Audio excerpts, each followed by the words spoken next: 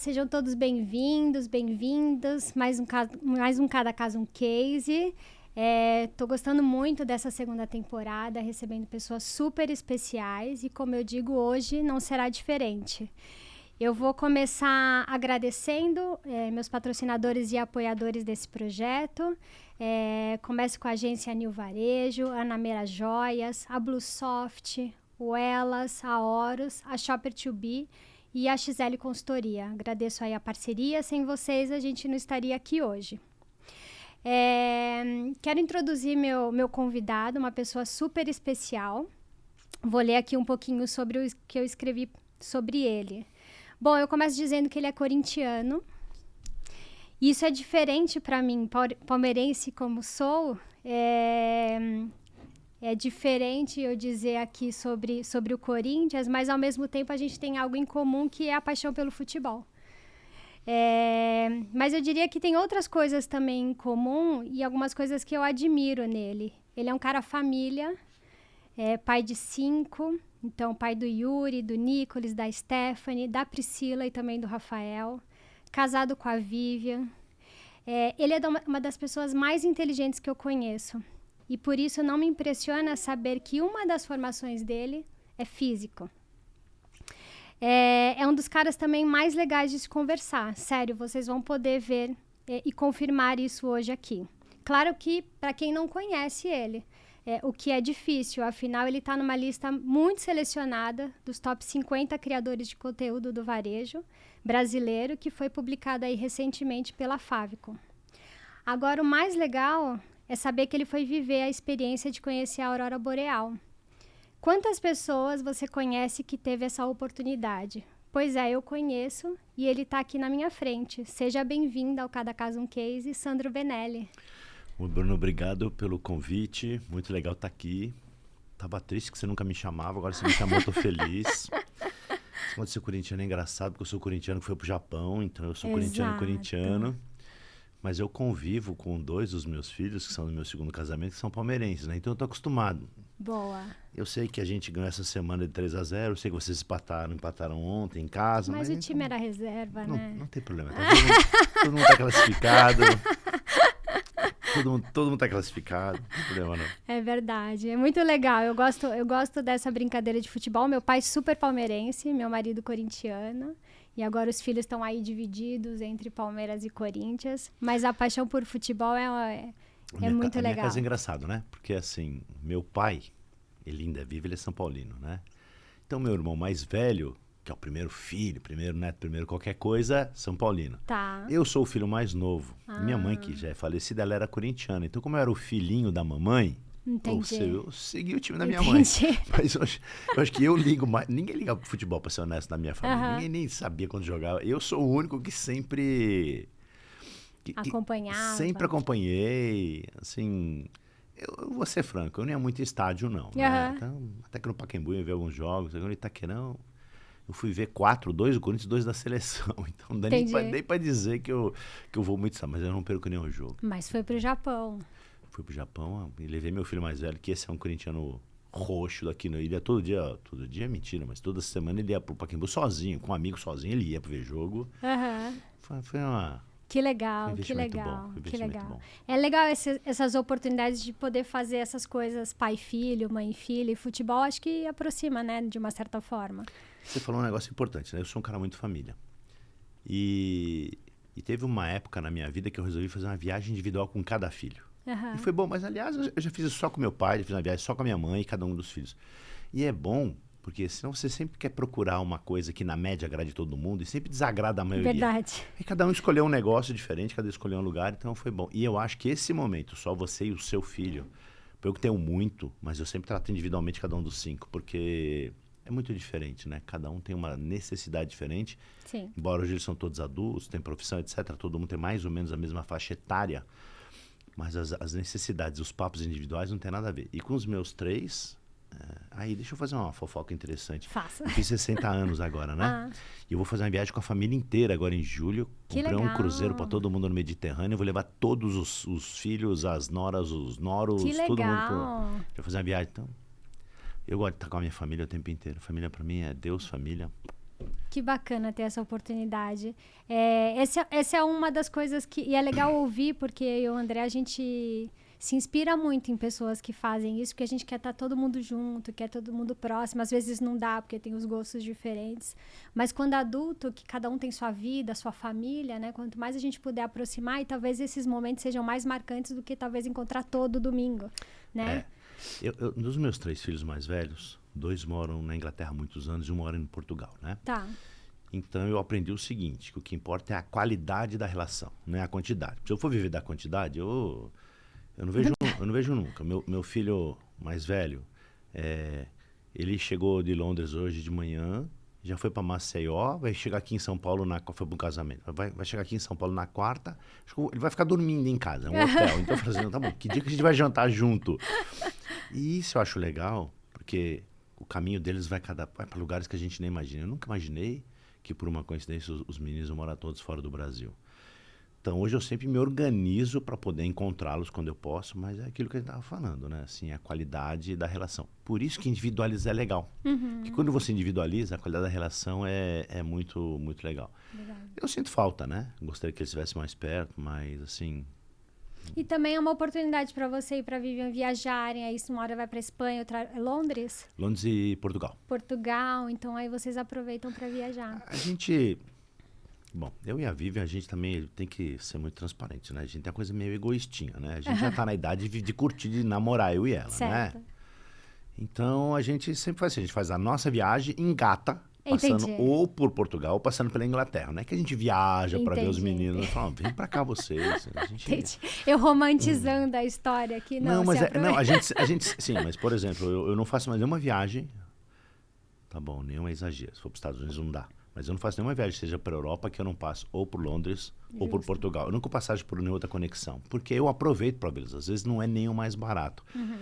Mas eu acho que, com esse meu papel cumprido de criar filho, agora eu e a patroa temos que viver a vida, curtir a nossa vida. Ela trabalha muito também, então a gente se diverte juntos. Que legal. Bom, e eu acho que te trazer aqui é um desses motivos, que você tem uma vida tão legal, uma história tão legal, não só profissional, mas pessoal. Então é um prazer para mim te receber aqui. Eu queria que você me contasse um pouco sobre a sua infância, onde você nasceu, como que foi sua vida, tem irmãos, irmãs, como que funciona? Bom, eu sou paulistano, sou da Zona Leste. Para quem não conhece a Zona Leste, não é todo mundo que conhece, mas eu vou colocar na maneira que todo mundo vai entender. Eu sou de 2 estações do metrô antes do Itaquerão, então é bem longe. é bem do Borogodó, lá da Zona Leste. Mas eu digo que as pessoas da Zona Leste têm um carinho pela Zona Leste, né? Meu pai mora lá até hoje. Eu moro há muitos anos aqui no Campo Belo, mas assim, meu pai mora até hoje no Belém, que não é tão longe. Cara, eu tive uma infância de classe média baixa, né? Assim, meu pai era policial civil, então eu sempre fui funcionário público. Minha mãe, muito tempo em casa, era professora de música, então também não ganhava muito dinheiro. Então, uma vida de classe média da Zona Leste. Brincava na rua? O tempo inteiro. O tempo inteiro. Assim, eu sou o cara, foi criado, eu brinco com minha mãe, que era até barato, porque era calção, porque era descalço sem camisa na rua o dia inteiro. Vivia sempre estrupiado, brigava um tempo inteiro na rua. Vida de moleque, né? Mas, por outro lado, você não tinha você não dava nenhuma dor de cabeça pro seu pai, do tipo, não chegou, aconteceu algum negócio. Não chegou porque se esqueceu do horário, não tinha problema. Isso era uma vida bacana, uma vida saudável. E tem uma outra coisa também, né, Bruna? Como você não tinha tanto acesso à informação como a gente tem hoje, a gente sofria menos, né? Sim. A realidade é aquela história que os olhos não veem, o coração não sente. Isso é verdade, né? Eu brinco, ignorância é uma dádiva. Hoje em dia eu acho que é mais cruel, porque você tem acesso a muita coisa e o padrão de consumo é aquele que você pode ter. Então, no meu tempo, eu não tinha esse negócio. E eu vou até fazer um comentário diferente, né? Hoje, para algumas coisas, não importa na comunidade onde você vive, todo mundo quer consumir igual. O mesmo celular, o mesmo boné, o mesmo tênis, a mesma camisa, etc. E a gente vivia na periferia da periferia e todo mundo era muito classe média abaixo. Então, assim, cara, as necessidades eram as básicas, eram as mínimas, sabe? Era carrinho de roda de plástico de puxar com uma cordinha, peão, balão. Era coisa de moleque de rua, né? Então, eu sou da Zona Leste, estudei em escola do governo até o colegial. Eu sempre estudei em escola pública. Mas eu acho também a escola pública naquela época, a gente hoje falar escola pública, a gente tem uma visão de um ensino de qualidade muito baixa, né? Sim. Naquela época não era verdade. A escola pública era melhor do que Verdade. muita escola privada. Tá bom? verdade. Não era qualquer escola pública, mas a escola pública, na média, eram os bons professores, eles estavam lá por vontade de ensinar. Acho que a Você remuneração média repetia de também. ano. Eu, graças a Deus, nunca repeti. Mas naquela época se repetia, né? Repetia de ano, Cara, sabe que eu sempre fui um bom aluno? Não que você repetia, mas naquela época as crianças repetiam de ano. Você realmente não ia bem, né? Você, hoje em dia, não tem mais isso. Eu tive um filho que estudou numa dessas escolas particulares que não repete. Dá tudo errado isso, viu? Não dá certo isso. Eu imagino. Não repetir de ano Porque... Não é justo com a criança, que não aprendeu de fato, né? Então, eu acho que às vezes é uma transferência de responsabilidade quando você quer ser... Aí vou me crucificar, mas tudo bem, não precisa editar, não. Tá bom. Tem muita gente que quer ser pai moderno, mas eu acho que o cara terceiriza a responsabilidade de educar. Eu digo para as pessoas, quem educa é o pai e a mãe, a escola ensina, a escola não está lá para educar, quem tem que educar é você. Você que tem que dar padrão moral, você tem que dar padrão de respeito, tem que dar padrão de como vive, de que é seu, o que é do outro é do outro. Assim, eu acho que esse tipo de coisa, na minha leitura, tá tendo uma inversão de valores aí. E a gente cria uma sensação de que a gente precisa super proteger. Então a gente vulnerabiliza os filhos da gente. Eu me lembro quando eu era pequena, minha mãe falava assim, vai pra rua mesmo, que você vai pegar tudo que é doença e depois você vai criar anticorpo pra tudo, né? Hoje em dia é engraçado, a gente super protege. Não toma gelado, não põe o pé no chão, eu não sei o que. Aí eu falo assim, cara, eu sou daquela geração. E eu não, né? Eu tô com 60, mas assim, quanta gente que tá por aí com 60 e tá todo mundo vivo, gordinho, saudável. E eu brinco, a gente é da geração que os produtos não tinham data de validade. E ninguém morreu. Bom, se morreu, não sei. Mas em geral, a maioria não morreu. Então, eu não sou saudosista, eu não gosto de achar que aquilo que meu pai e minha mãe usavam para me educar funcionaria hoje, eu acho que não. Mas alguns princípios básicos de assunção de responsabilidade, para mim, funcionam em qualquer local. E eu nunca criei meus filhos, nunca fui um pai muito fácil, não. Sempre fui muito disciplinador, muito bravo, cobrava, etc. A diferença da época do meu pai não deixava nem eu dar minha opinião. Eu deixo eles falar o que eles quiserem. Mas, por outro lado, Bruna, como os três foram para a vida muito rapidamente, porque eu sempre disse, façam o que vocês quiserem. Cara, eu nunca tive um grande problema com isso, né? Até porque eles moram fora e não dá para dizer, pai, quer obturação do dente. Sim, pai, bati o caço. Eu falo, você quer que eu faça o quê exatamente? Sim. Então, eles criaram essa cultura.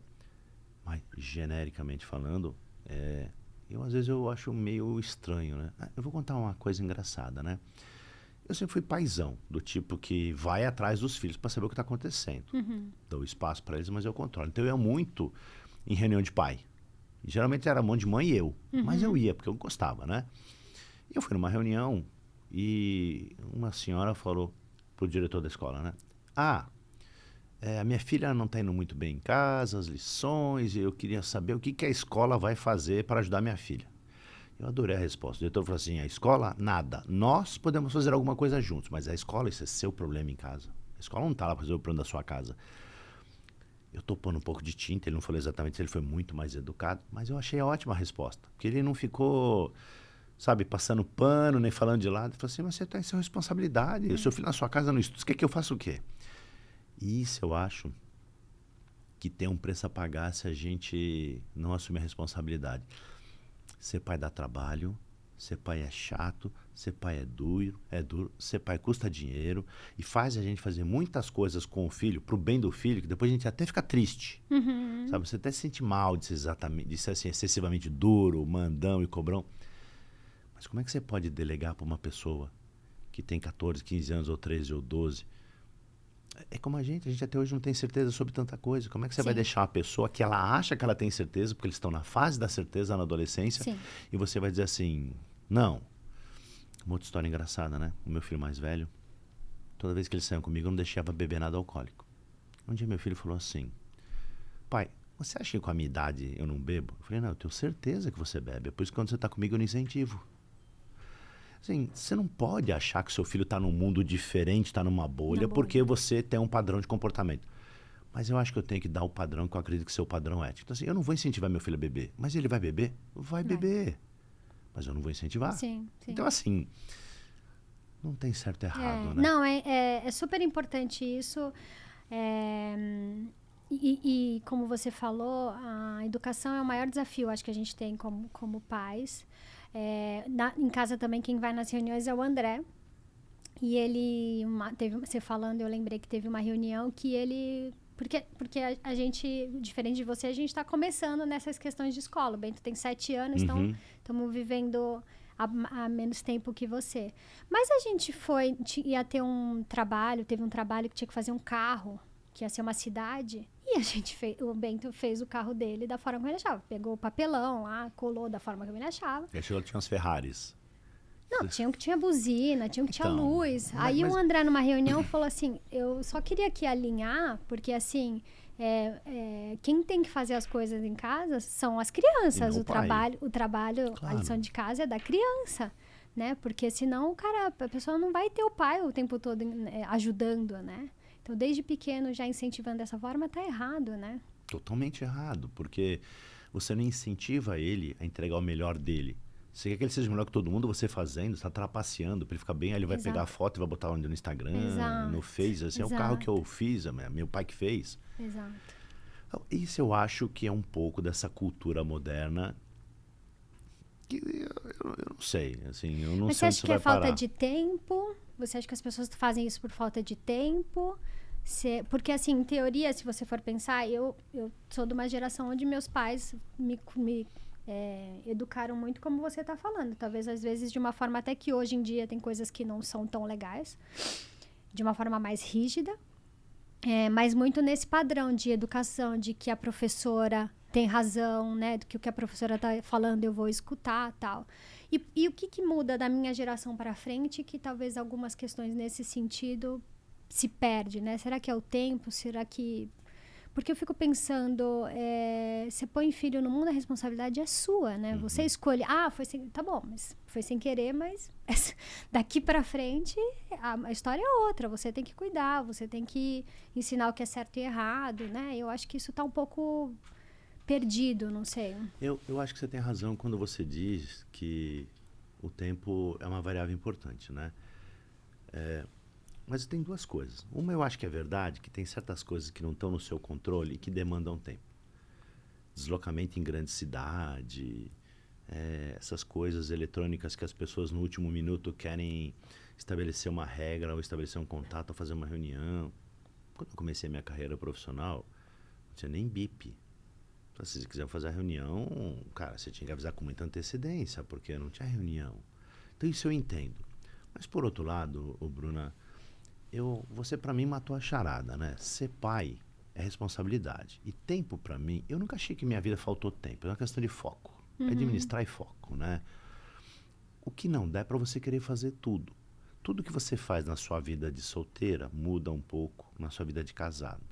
E na sua vida de mãe, muda muito mais. Você vai ter que abrir mão de coisas suas. Se você não quer abrir mão de nada das suas individualidades, vai faltar tempo. Aí eu vejo a mãe que não tem tempo, mas ela quer ir na academia, ela quer ir na mesma frequência no cabeleireiro, ela quer ir na mesma frequência ao shopping, nas compras, não sei o quê. Não dá. Aí porque o dia é finito, aí não dá. Então, tempo pra mim, eu não sei, assim, eu tava brincando com você antes de começar, né? Poxa, eu fui na academia às 6 da manhã hoje, eu não gosto, mas eu fui. Se eu levantasse às 8, eu não tinha tempo, porque eu tinha que vir pra cá. Mas ontem foi feriado, hoje para mim é um dia como outro qualquer. E eu sou o único que é assim? Não, tem muita gente que é assim. Então, quando a pessoa fala para mim, eu não tenho tempo, eu falo assim, cara, você precisa dar uma reavaliada nas suas prioridades. Porque... E tem um dado importante que eu fui... Não lembro de que eu fui, que a pessoa falou. Você diz que não tem tempo. Olha quantas horas você passa no Instagram, porque no celular mostra. Mostra a estatística. O tempo que você fica, né? E é chocante, porque talvez às vezes você não perceba o tempo que você está... E tá tudo bem, se você quer estar lá, não tem problema. Mas dizer que você não tem tempo não é verdade, é porque você está escolhendo aonde você quer gastar seu tempo, né? E tem outra coisa que você trouxe que eu acho que é esse entendimento sobre fases, sobre momentos. Então, tem momentos que talvez esses cuidados com você vão ser menores, porque você está dedicando talvez a crianças que precisam mais de você, e com isso vai mudando ao longo do tempo, né? Então faz parte isso. E acho que quando você começa a entender esse equilíbrio, seja com os seus filhos ou na vida pessoal ou profissional, a coisa fica mais light, que você consegue aprender a lidar com isso. 100% é o mesmo, como você falou. Né? Não tem 120, o 100% é o mesmo. Só que esses percentuais vão mudando ao longo, conforme as coisas vão acontecendo, crescendo, mudando de emprego e por aí vai, né? E tem gente que ela não administra isso e ela sofre, né? Porque ela está sempre achando que está devendo no trabalho, devendo na família, devendo como mãe. Cara, assim, se você se administrar melhor, administrar seu tempo melhor, você vai sofrer menos. Eu acho que o tempo não é uma boa desculpa, na minha leitura, para a gente dizer que eu não posso dar atenção para o meu filho porque eu não tenho tempo. Eu acho que o tempo... acho que a gente falou isso numa conversa que a gente teve há pouco. Porque eu tenho a sensação que o Theo, né, que tem hoje 7 meses, e parece que ontem eu estava grávida, a sensação de que está passando muito rápido com o Theo é diferente do Bento há 7 anos. Então eu acho que essa questão da facilidade de comunicação, de ter tudo na mão, te traz essa sensação de que o tempo está passando mais rápido, porque você fala antigamente não tinha bip, não tinha, né, reunião. Eu lembro que eu sempre morei na grande São Paulo, e minhas tias moravam dentro da cidade de São Paulo. E pra gente ir, minha mãe tinha que ligar na semana no orelhão pra falar, olha, vamos se encontrar no final de semana. E aí, até chegar o final de semana, tinha um tempo, demorar. Hoje é o WhatsApp, você resolve tudo muito rápido, tudo muito fácil. Então, essa sensação de que tá passando, acho que é por conta dessa comunicação, dessa facilidade que a gente tem, né? Acho que também, por outro lado, como a gente tem acesso a resolver as coisas no último momento, a gente também procrastina um pouco, sabe? Porque você sabe que eu do carro eu faço esse Pix, aí eu do carro respondo esse WhatsApp. A gente fica meio que coloca na agenda mais coisas. Eu já estou me policiando, eu não faço mais isso. Eu evito engatar uma coisa na outra, porque daquela angústia, você vive angustiado, o trânsito, você fala, cara, não vou chegar, eu vou atrasar. Eu odeio atrasar. Então, me dá essa angústia. Então, de novo, né? Gestão do tempo. E aí tem gente que tá falando o seguinte, né? Que hoje o tempo é a coisa mais valiosa que existe. Cara, sem sacanagem, eu acho uma besteira. Eu acho uma besteira. Tem valor pra mim, é família, relacionamento. Tempo é instrumento para eu fazer com que as coisas que eu gosto, as que são importantes, aconteçam. Então, pra eu não ter uma sensação de que eu tô devendo pro relógio, eu procuro não encaixar mais coisa do que cabe. E as pessoas perguntam, como é que eu faço tanta coisa ao mesmo tempo? Cara, porque eu administro com muito carinho o tempo, né? Minha mulher até brinca, porque além de eu ter tudo no celular e ter no computador, eu também tenho uma folha old school A4 do ano inteiro, com os meus conselhos, as aulas que eu vou dar, se eu já tenho alguma mentoria negociada, se eu já tenho uma palestra. Então, assim, eu tenho um mapão que parece um calendário promocional de varejista. É o calendário do ano, assim. Eu olho ali, o que vai acontecer em setembro? Eu sei o que vai acontecer. Entendi.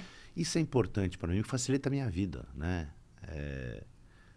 Acho que isso é uma estratégia, não é a estratégia, é uma estratégia. Para mim funciona, para cada um é do seu jeito. Mas o comentário que eu faço para mim, e esse eu acho legal dividir, é o seguinte, cara, não ponha na sua agenda mais o que você pode administrar, porque você vai ficar sempre sofrendo. Isso. Quando eu trabalhava para grandes empresas, tinha uma coisa que eu sempre achava que eu não tinha tempo para nada. Eu almoçava na mesa quase todo dia, nunca tinha tempo para ver meus amigos, fazer network, etc. Isso é um erro, Bruna. Se tem uma coisa que eu gostaria que alguém tivesse me falado quando eu era executivo, é assim, cara, o seu almoço é seu almoço, cuida da sua saúde, almoça com calma, não fica comendo lanchinha na mesa, não fica tomando coca todo dia, curte seus amigos, faz seu networking. E eu li um livro, vou juntar uma coisa na outra, né? Um livro, uma vez o cara falou assim, ficou na minha cabeça isso. Cuide da sua família melhor do que você cuida da sua carreira, porque da sua família você não se aposenta jamais. E da sua carreira um dia você se aposenta. Mas na vida não é assim. Porque a gente sempre quer pagar a escola, trocar de carro, levar o filho para Disney, para uma escola melhor, e tem fralda para comprar. Então assim, você quer trabalhar. Eu acho tudo muito normal. Mas dizer que não dá para tirar uma horinha na hora do almoço e respirar e dar uma volta no quarteirão e comer com um amigo que você gosta, não com aquele cara, vamos fazer uma reunião no trabalho. Eu falo, não vou fazer, cara. Eu costumo dizer que o Abílio falava uma coisa interessante, né? Tudo bem, quando você é o Abílio Diniz, as coisas têm um colorido um pouco diferente, né? Mas eu admirava, ele falou assim, eu não faço almoço e jantar de negócio. Não faço, é com a minha família. Aí eu fiquei pensando, bom, se ele pode, eu também posso. Ele é o patrão, né? Se é por gravidade, meu tempo de física, por gravidade. Eu estou exagerando, tudo bem, né? Bem assim. Sim. Mas você tem que se policiar. A minha esposa trabalha como diretora comercial numa empresa de comunicação, que faz grandes eventos para executivos C-level, tudo que esses presidentes, ministros, faz evento, né? E a Vivian me ensinou o valor do networking, o valor da relação. E as pessoas, infelizmente, elas continuam só procurando as outras quando elas estão desempregadas. É chato isso. É desagradável, as pessoas percebem. Eu atendo todo mundo, sabe, Bruno? É da minha índole. Eu sei como é duro passar aperto, eu já passei, então assim, eu apoio todo mundo que eu possa apoiar. Mas é mais legal aquele cara que está sempre falando com você, falando, pô, lembrei de você, e aí, mas o que você quer? Eu não quero nada, só estou te dando um oi. É legal esse tipo de relacionamento. Isso, para mim, é networking saudável. E você deveria fazer isso não é só com seus colegas profissionais. Com aquele seu primo distante que você não vê, com aquele seu tio que faz 5 anos que você não fala. Ô, tio, como é que você tá? Como é que... Isso eu acho importante. Quem me ensinou o poder disso foi minha mulher. Isso eu gostaria de ter aprendido muito antes. A Vivian me ensinou o poder do relacionamento. E, de novo... Eu demorei também para aprender. Pois é, de novo, tudo a gente fala que não tem tempo, porque cai na sua pergunta original. A gente tem que administrar o tempo. Fala, tem tempo, cara. Você tem, porque uma hora vai acontecer algo que não está no seu controle e é fatal, e você vai ficar se queixando. Bobagem. Essa coisa de networking é importante, essa questão de olhar para o outro. Eu aprendi há pouco tempo, como eu comentei, desde que eu saí do mundo corporativo.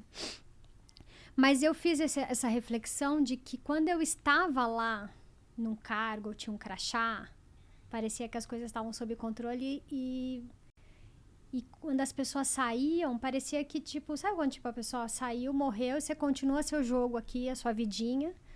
E aí depois quando você sai, que eu acho que até você viver, você entende, não entende aquela pessoa tá falando. Então eu fiz muito essa reflexão de, cara, como eu deveria ter falado com as pessoas que saíram, perguntado se estavam precisando de ajuda, se eu poderia apoiar, porque eu segui meu caminho, porque é como você falou, é aquele negócio, não dá para almoçar, reunião, não sei o quê, e você fica naquela bolha, e aí quando você fura, você fala, nossa, acho que eu fiz um monte de coisa que eu faria diferente, sabe, mas passou, né, e é o que você falou, talvez, será que se alguém falasse, você ia perceber que tinha que ser diferente, ou só vivendo isso para poder entender, sabe? Eu faço muito essa reflexão e hoje eu falo com muitas pessoas que estão nessa situação de sair e falar, deixa eu ver como que a Bruna sobreviveu nos últimos 6 anos. Falo, pô, mas eu tô há 6 anos, você nunca olhou pra mim. Mas eu recebo, mas eu falo. Porque eu acho que eu vivi isso que essas pessoas viveram, sabe? Olha, assim, é óbvio que experiência é uma coisa que ser compartilhada tem um peso, ser vivida tem peso 3. Isso é... para nós, para os pais, para os filhos, para os netos. É assim que é. Então, exato. Eu concordo com... Até para, entre aspas, conselho profissional, se o cara vivenciar, melhor. Só que assim, né, Bruna? Tudo tem custo. E você aprender com o custo do erro dos outros é mais barato para você. Então, eu costumo dizer, se você quer economizar seu dinheiro, e vou brincar que tempo é dinheiro, para quem não tem tempo, cara, aproveita as experiências das pessoas que você, primeiro, admira, depois, na sua leitura, porque também isso não é uma coisa, uma regra única, é bem sucedida, e naquela pessoa que você faz, nossa, eu gostaria de ser esse cara um dia. Esses são os caras que eu acho que você tem que dar uma olhada no comportamento. Vai fazer tudo igual? Óbvio que não. As pessoas são como elas são e todo mundo desenvolve vários papéis na vida e você tem que olhar o cara em qual papel que você está olhando que você admira. Às vezes o cara tem um papel como profissional que você admira e um papel como pai que você odeia. Você foca naquilo que te interessa. Fala, esse cara é assim, assim, assim, eu não vou. Falo, não, cara, você para. Concordo. Tem um profissional que você admira, foca nas características profissionais que você admira. Então eu acho que se você acredita em alguém, confia em alguém, essa pessoa de coração te dá uma ideia, cara, pelo menos analisa. Não vai dizer, isso não é pra mim. Eu gostaria muito de ter tido um papo com uma pessoa, porque assim, quando você fala com uma pessoa que te ama, ela não quer ser o mal. Você pode não concordar, mas ela quer ser o bem. Eu queria muito ter encontrado a Vivian lá antes de sair do GPA. Na verdade, a gente se encontrou antes de eu sair do GPA, mas uns 2 anos antes. Mas, assim, com o convívio que você vai começar assim, a estar mais aberto, né? Mas eu gostaria de ter sido mais aberto, ela ter sido mais incisiva. Assim, cara, muda a tua vida. Muda o teu padrão de comportamento. Não fica trabalhando 30 horas para a empresa e 0 para você. E tá tudo certo com vestir a camisa. Eu acredito nisso. Mas eu não acredito muito que não é assim, eu dou 110%. Eu falo, guarda esses 10% para sua família, para você mesmo, para sua saúde, para o seu conhecimento, para o seu aprendizado, para a sua evolução. Não está errado isso. Eu acho que você tem que ser honesto o suficiente para fazer aquilo com profissionalismo e responsabilidade, que é a tarefa que você se comprometeu a fazer. Pô, você está empregado, você está ganhando para fazer isso. Mas para que fazer esse extra mile para todo mundo falar, você está vendo? Deixa eu colocar uma outra coisa. Eu gosto de trabalhar tarde, até tarde, porque eu não gosto de trabalhar de manhã. Então, eu sempre trabalhei de manhã de contra-vontade, porque 40 anos no varejo, não dá para trabalhar... Não, no supermercado não dá para trabalhar à tarde, né? Você tem que 7 da manhã, tem que estar lá. Para estar lá às 7, e vários dias que estar às 6. Você tem que sair de casa às 4h30, 5 da manhã. Ponto. Não quer dizer que eu goste. Tá certo. Mas, por outro lado, eu não vejo valor o cara que gosta de bater no pé e falar, hoje eu saí da escritório 9 da noite. Assim, cara, é mesmo? Que incompetência. Você não está dando conta de fazer no seu horário que te pagam? Você está com algum problema? Ou você é o yes man que está topando fazer mais coisas do que você tem capacidade, precisa ter um papo justo com o teu chefe e dizer assim, cara, eu faço isso, o que você quer que eu largue? Preciso priorizar aqui, porque eu tenho muito pratinho chinês aqui que eu não estou dando conta. Exato.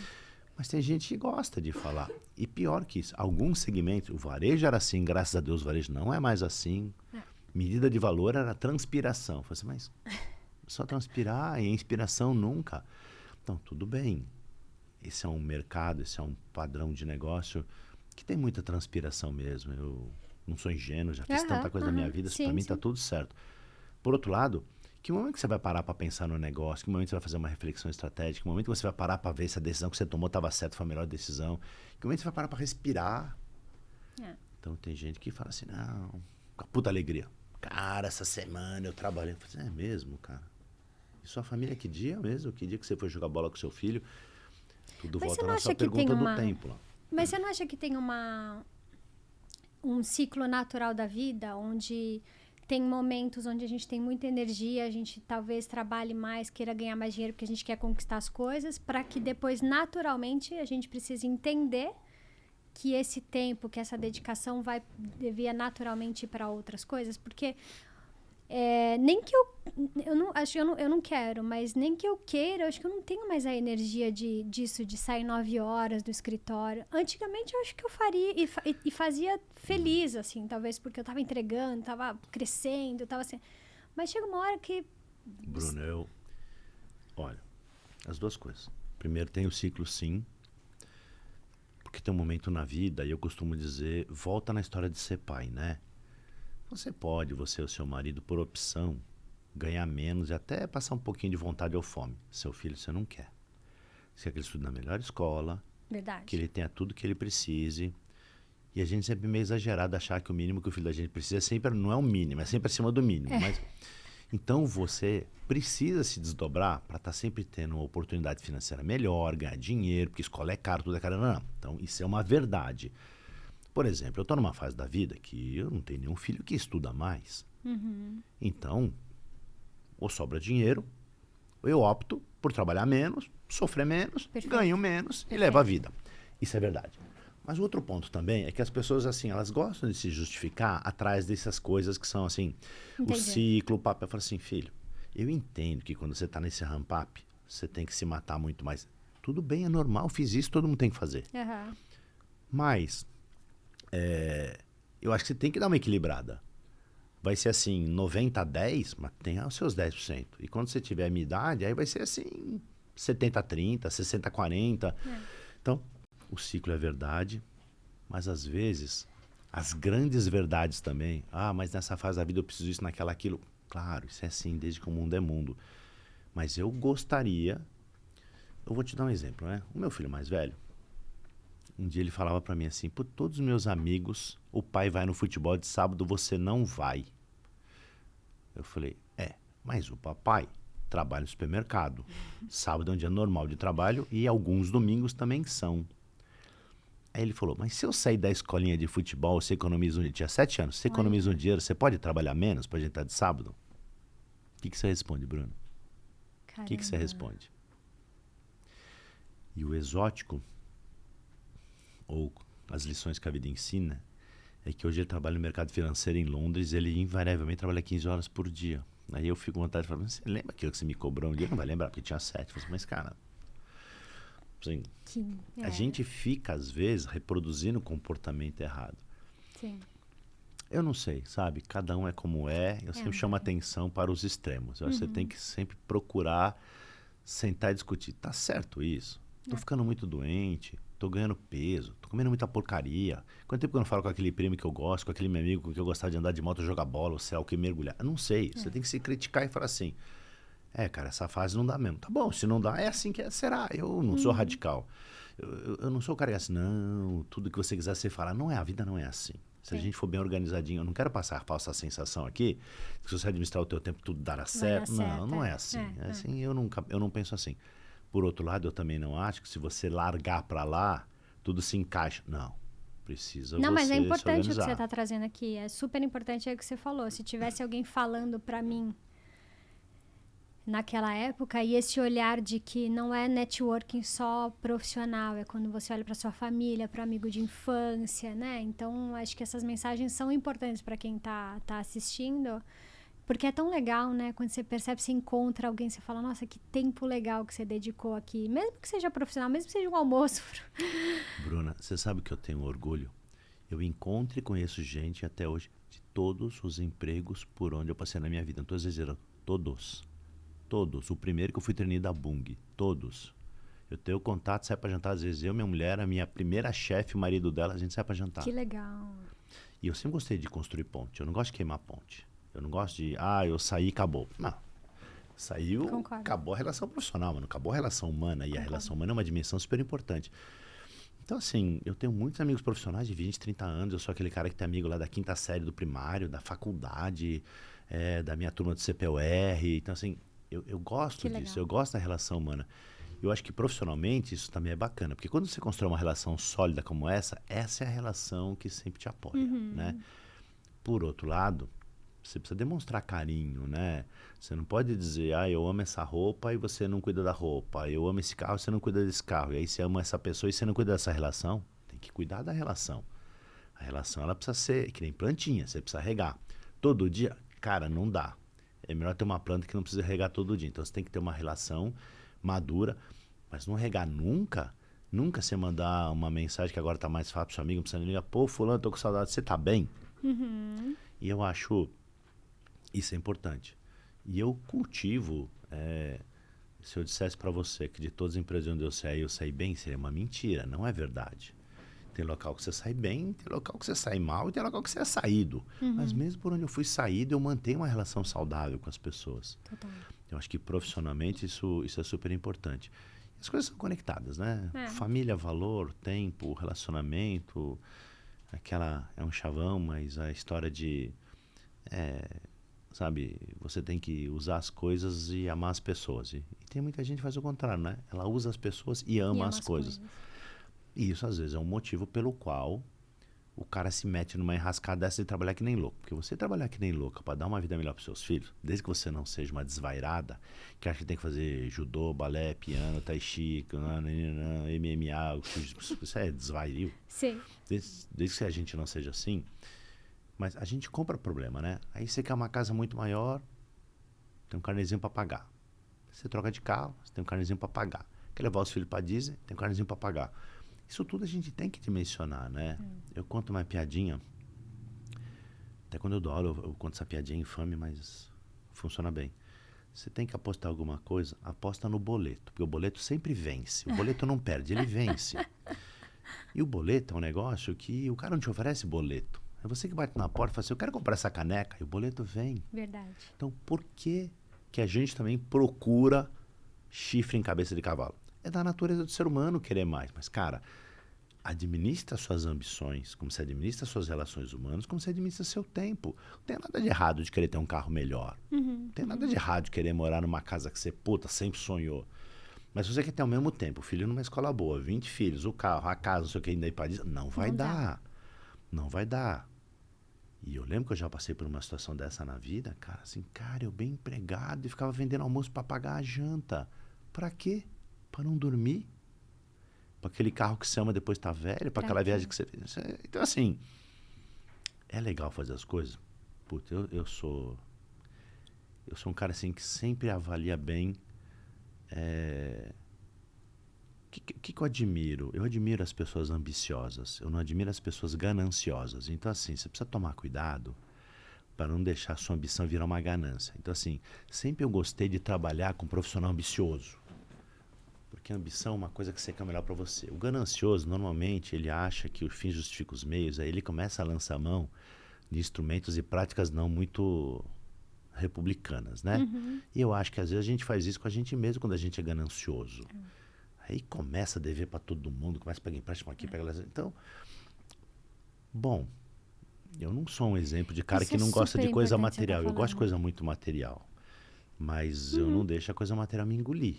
Mas acho que a gente tem e super legal essas conversas que a gente está tendo, porque é muito o dia a dia das pessoas. E eu tenho muito esse pensamento hoje que eu não tinha no passado, como você bem falou. Às vezes você estava trabalhando com um grande salário e estava apertado, e você fala, cara, não, tá alguma coisa errada. E depois você começa a entender do tipo, é legal ter um carro do ano, mas é legal pra quem, né? Porque a gente tava falando isso ontem, eu e meu marido, às vezes a pessoa tem o carro do ano, mas ela tá com 60 parcelas pra pagar. Então não é assim, não é dele ainda. E tá tudo bem se ele quiser comprar e ter 60 parcelas. Tá tudo bem. Mas o problema é quando você tá fazendo isso mais pelos outros do que por você, para se ser reconhecido, para ser encaixado. Para pertencer, né? Para pertencer, exato. Olha, meu pai tinha uma teoria. Meu pai falou assim, se não fizer prestação, você não guarda dinheiro. Bom, Bruno, eu sou um bicho muito exótico. Eu nunca comprei um imóvel na minha vista, nenhum que não fosse à vista. Hoje eu moro super bem, um apartamento gigante. Eu tenho disciplina, eu junto dinheiro. Eu quero comprar um carro, eu junto dinheiro. Assim, meu pai não era um cara de dever, mas ele tinha essa cultura de fazer prestação. Eu não consigo. Eu não sei se é porque eu sou inseguro, porque eu fico pensando muito no futuro e menos no presente.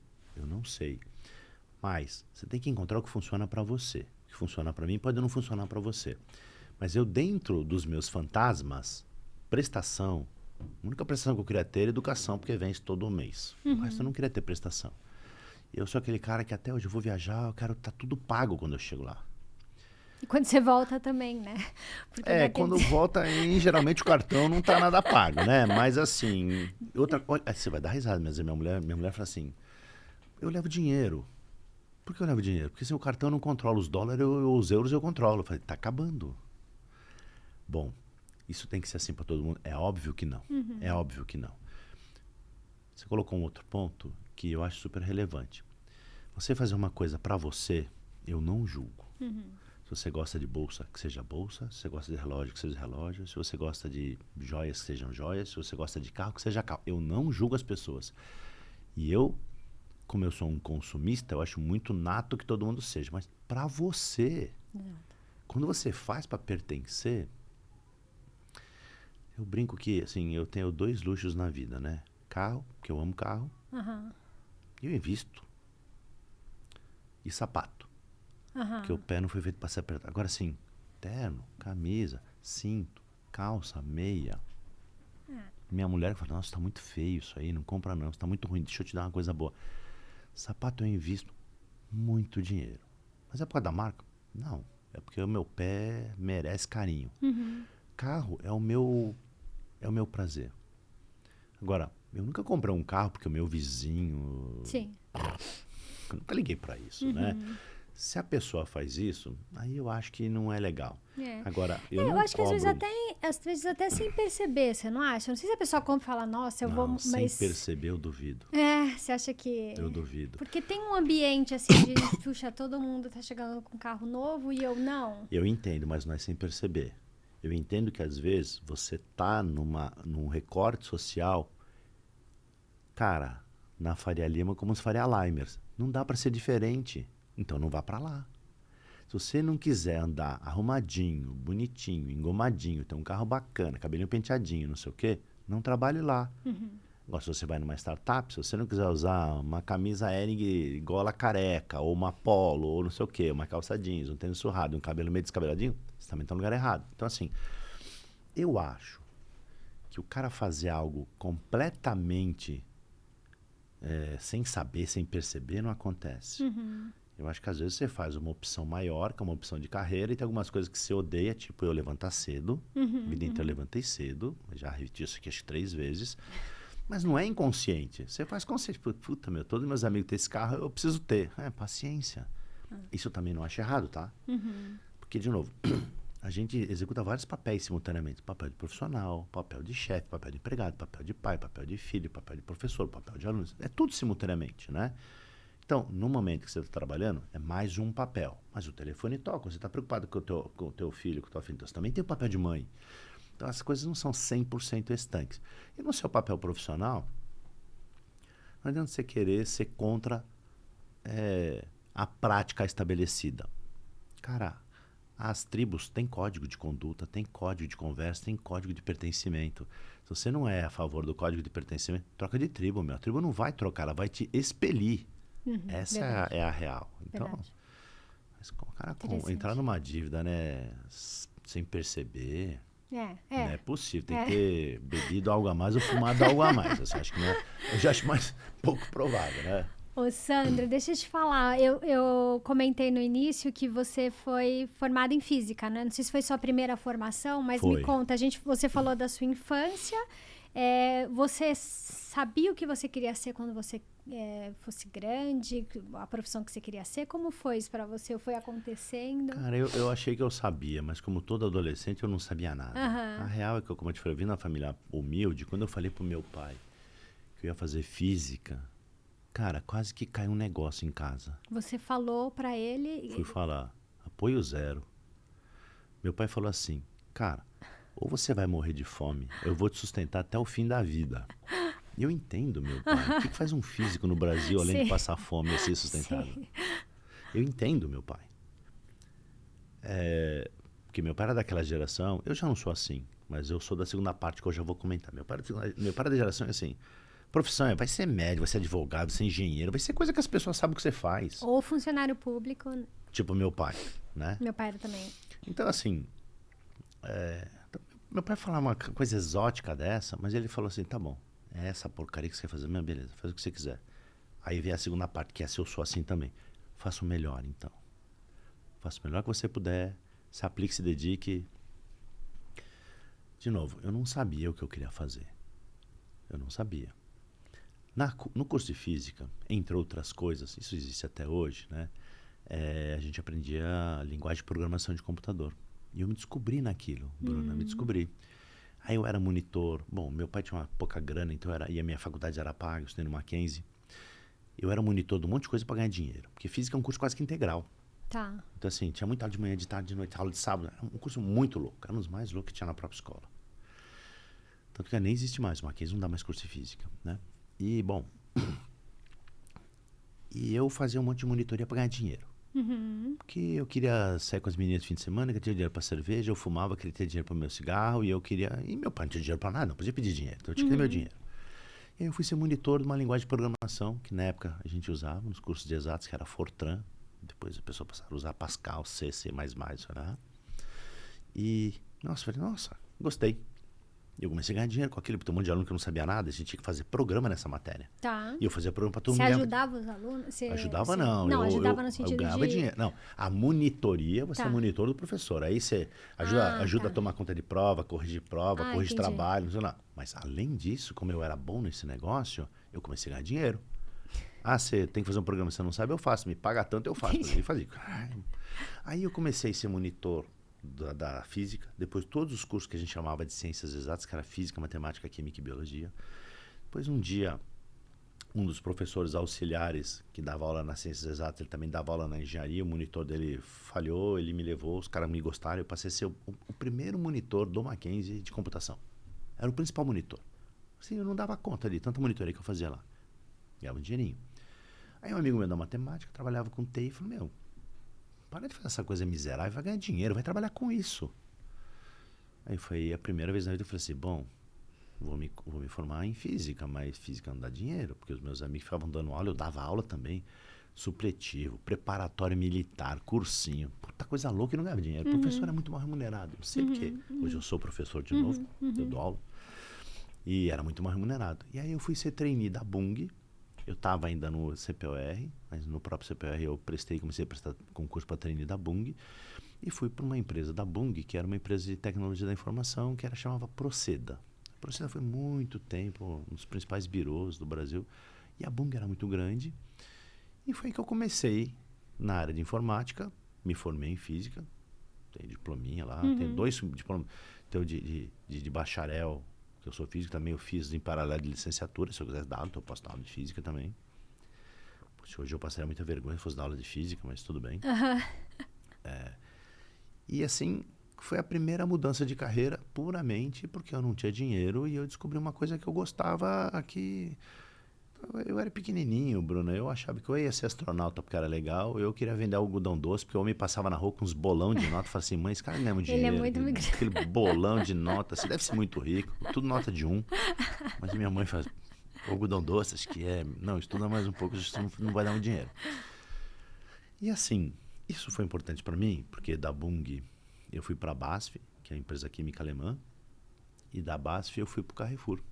Foi aí que eu entrei no varejo. Em dezembro de 87 fui contratado no Carrefour. E fiquei 12 anos e meio no Carrefour. E eu fui gerente de TI quase 9 anos no Carrefour. Então o começo da minha carreira no varejo foi em TI. TI, olha só. Eu fui gerente de TI muitos anos. Cara, eu cuidava de sistemas, com 23 anos, eu cuidava de todos os sistemas contábeis e financeiros do Carrefour Brasil inteiro. Eu que desenvolvi o sistema de apuração na frente de caixa. Eu fiz a adaptação, todos esses planos, plano isso, plano aquilo, não sei o que, tá vendo? Então, assim, eu era muito novinho e tinha muita responsabilidade. Eu implantei a primeira loja informatizada do Carrefour no Brasil de cabo a rabo. Assim, eu passei por muita coisa bacana, que eu me orgulho. Eu participei depois no Sul, num projeto mundial do Carrefour, das primeiras lojas do Carrefour, que eram lojas que não eram centralizadas, eram lojas descentralizadas, com centro de distribuição e com software de replenishment. Eu passei por muita coisa bacana, mas foi aí que eu dei a segunda virada. Eu falei, cara, eu não gosto de computação, eu gosto de gente. Então eu quero ir para a área de operação, porque eu gosto de gente. E foi assim que eu fui fazer uma carreira depois de gerente de mercearia, depois gerente de perecível, estagiário, diretor de loja, etc. No Carrefour, meus 12 anos e meio do Carrefour foram bastante divertidos e movimentados, porque eu morei 2 vezes em Porto Alegre, morei em Caxias do Sul, morei em Curitiba, morei... Não morei. Morei um pouquinho em Sorocaba, depois eu trabalhei em Guarulhos. Você ia conforme os projetos? Isso tudo foi... Não, projeto eu trabalhei na Matriz muito tempo, depois trabalhei no Carrefour Tamboré e depois eu fui implantar um projeto no Rio Grande do Sul. Né? E aí lá foi tudo. Aí eu era transferido de loja para loja, né? Porto Alegre, Caxias, Porto Alegre, Curitiba, Sorocaba, Guarulhos. Aí eu ia mudando, aí não era mais projeto. Eu estava na operação... E os caras iam me transferindo e eu ia. E definitivamente trabalhar no varejo, ser operação é desafiador, mas tá próximo das pessoas realmente que estão atendendo os clientes, que tem o desafio, né? Sair do PowerPoint e viver lá na prática. Então, né? Assim, eu brinco que entre o PowerPoint e a prática ainda tem o Excel. Porque o PowerPoint todos os sonhos devaneiam um PowerPoint. O Excel já não aceita tudo. O Excel, a fórmula precisa bater, senão ela vai te dar um probleminha, né? Então tem o step do Excel. Mas, cara, se você está num negócio que lida com gente, o varejo é relacional, você tem que estar na ponta para entender. Se você não estiver na ponta para entender, e eu entendo bem, né, uma dicotomia que sempre tem entre os caras da matriz e os caras da loja. O cara da matriz pensa assim, puta, aquele cara da loja é fogo, né? Ele não respeita nada que a gente manda, ele não entende nada do que a gente pede, ele faz tudo o que ele quer, do jeito que ele quer e acha que tem que ser assim. E o cara da loja pensa, aqueles caras lá da matriz não tiram a bunda da cadeira, não sabem o que é chegar aqui 6 da manhã, não trabalham sábado, não trabalham domingo, não sabem que eu tô atolado, eu não tô fazendo a venda e ainda me mandam um levantamento para ver quanta cerveja que vende essa semana. Mas isso era assim no meu tempo, isso era assim no futuro. A gente também tem que aprender a conviver com isso. Cada vez mais as coisas operacionais estão sendo automatizadas, mas a matriz, ela continua tendo uma incapacidade enorme de entender como é que os coitados ralam na loja. E o cara da loja tem uma incapacidade enorme de achar que na matriz só tem vagabundo que não trabalha. Verdade. Nenhum é verdadeiro. Nenhum é verdadeiro. Tem muito cara da matriz genuinamente se preocupando como é que ele faz para ajudar o cara da loja. E tem muito cara da loja fazendo o máximo que ele pode, mais um pouquinho, abrindo mão, como eu falei no começo, até da família dele, fazer umas coisas de tanto que a gente pede na última hora. Sim. Mas é parte do jogo. A beleza do varejo, para mim, está em duas coisas. Relacionamento humano e ciclo muito rápido de acerto ou erro. É venda todo dia, fechamento todo dia, fechamento toda semana, é projeto todo dia, é promoção toda semana. Deu, não deu, vamos para a próxima. Isso é bacana, porque imagina que você está lá num processo de, por exemplo, projeto e desenvolvimento de um carro. É 4 anos do navio. Sim. 5 anos. Sim. Aí você não dá 5 anos fazendo a mesma coisa. Eu não nasci para isso, Bruna. Sim. E tem muita gente que não nasceu. Então, a adrenalina do varejo vem dessa porra louquice de que você está olhando toda hora no celular, a venda toda no celular. Você tem horas para olhar, mas ela vem o tempo inteiro e fecha, e você liga pro cara, como é que tá? Quantos % da venda? É para todo mundo isso? Não, não é para todo mundo. É para uma categoria de gente que gosta dessa adrenalina, mas também gosta de se eu errei hoje, amanhã eu vou fazer diferente, porque dá para fazer diferente, entendeu? Você não comprou um título da dívida que vence daqui 5 anos, você tem que sentar em cima do papel e esperar. Se você vender, você vai perder tudo. Deu, não deu. Você faz outra coisa amanhã. Mas eu acho que às vezes a gente está sofisticando muito algumas coisas no varejo, sabe? A gente está focando muito mais nas ferramentas e no meio do que no fim. Eu digo assim, IA e não sei o que, isso para mim tudo, eu chamo de enabler, isso é habilitador. Não é que vai fazer vender mais, vai fazer vender menos. O que faz vender mais, fazer vender menos, é você ter as mesmas práticas que você teve sempre, que é dar o melhor produto, o produto mais adequado, pelo preço adequado, para o cara que quer. Então, se você vai usar a inteligência artificial para te ajudar, ótimo. Mas não é ela que vai te fazer vender mais. Porque ela vai te dizer, aí você precisa comprar, você precisa expor, você precisa botar o preço certinho que ela te recomendou, você precisa limpar a gôndola, limpar a loja, lavar o banheiro, não sei o que. Você precisa fazer tudo isso. Então, isso para mim é um habilitador. Que Perfeito. Eu, como sou um cara de tecnologia, fui, né? Eu dou super valor. Às vezes eu acho que as pessoas, por modismo, sabe a história? Você fala assim, o cara não compra o carro sem perceber. Eu acho que tem gente que vai para a NRF e volta. Este ano eu vi não sei o quê. Eu dou muita risada, porque mais da metade das coisas que eu vejo na NRF servem para os caras que estão lá vender ou produto ou vender palestra sobre aquilo que ele viu lá. Bom, então tudo que tem lá é bobagem? Não estou falando isso. É uma coisa evolutiva, né? Então, o que eu acho melhor da NRF é o cara fazer networking, que vai encontrar um monte de amigo legal, coisa bacana. Se você faz muito tempo que você não vai fazer, sei lá, vai visitar a loja bacana, etc. Sim. Mas quando a gente foca na ferramenta, cara, toda hora, sabe? A moda agora é OKR. O que é OKR, cara? É um KPI com outro nome, é a mesma coisa. Tá certo ou tá errado? Eu não sei. Usa o que é o melhor para você. Só não acha que é isso que vai resolver o problema do seu cliente ou do seu colaborador. Não estamos vendendo porque não temos OKRs definidos. Eu escuto coisas assim, sabe, Bruna? Putz, mas assim, estou atrasado. Cara, tudo bem, mas vamos lá nas grandes linhas. Eu acho Tá que vem vendendo? essas Tá dando práticas, margem? vem para ajudar ou para facilitar coisas que a gente às vezes dificultava muito. Mas eu acho que você está falando tem que separar as coisas, porque tem coisas que são inerentes do negócio que é importante acontecer e que ferramentas vêm para te ajudar a fazer isso melhor, né? Claro. E eu acho que a questão do varejo é isso. O varejo é muito servir, é muito lá o dia a dia, né? Esse calor da loja, ele precisa acontecer, né? Bruna, quando eu trabalhava em informática puro, a gente dizia que computador era a máquina de entrar porco e sair linguiça. Se o porco vier bom, a linguiça sai boa. Se o porco vier ruim, a linguiça sai ruim. O computador não faz mágica. Verdade. As tecnologias, elas são iguais hoje em dia. Então, eu vejo muita gente implementando uma ferramenta e ele não está preocupado com o bairro. Então, vamos lá. Você precisa ter um pricing adequado? Precisa. Você precisa ter a ferramenta de pricing? Não, mas ela ajuda. Agora, você tem a ferramenta de pricing, você não tem a estratégia, não vai resolver nada. Assim com gestão de categoria, assim com prevenção de peso, assim com qualquer coisa, CRM, assim com qualquer coisa que você quiser. Mas hoje eu vejo as pessoas muito preocupadas em, deixa eu entender qual é o melhor software CRM. Fala, amigão, teu negócio não é esse.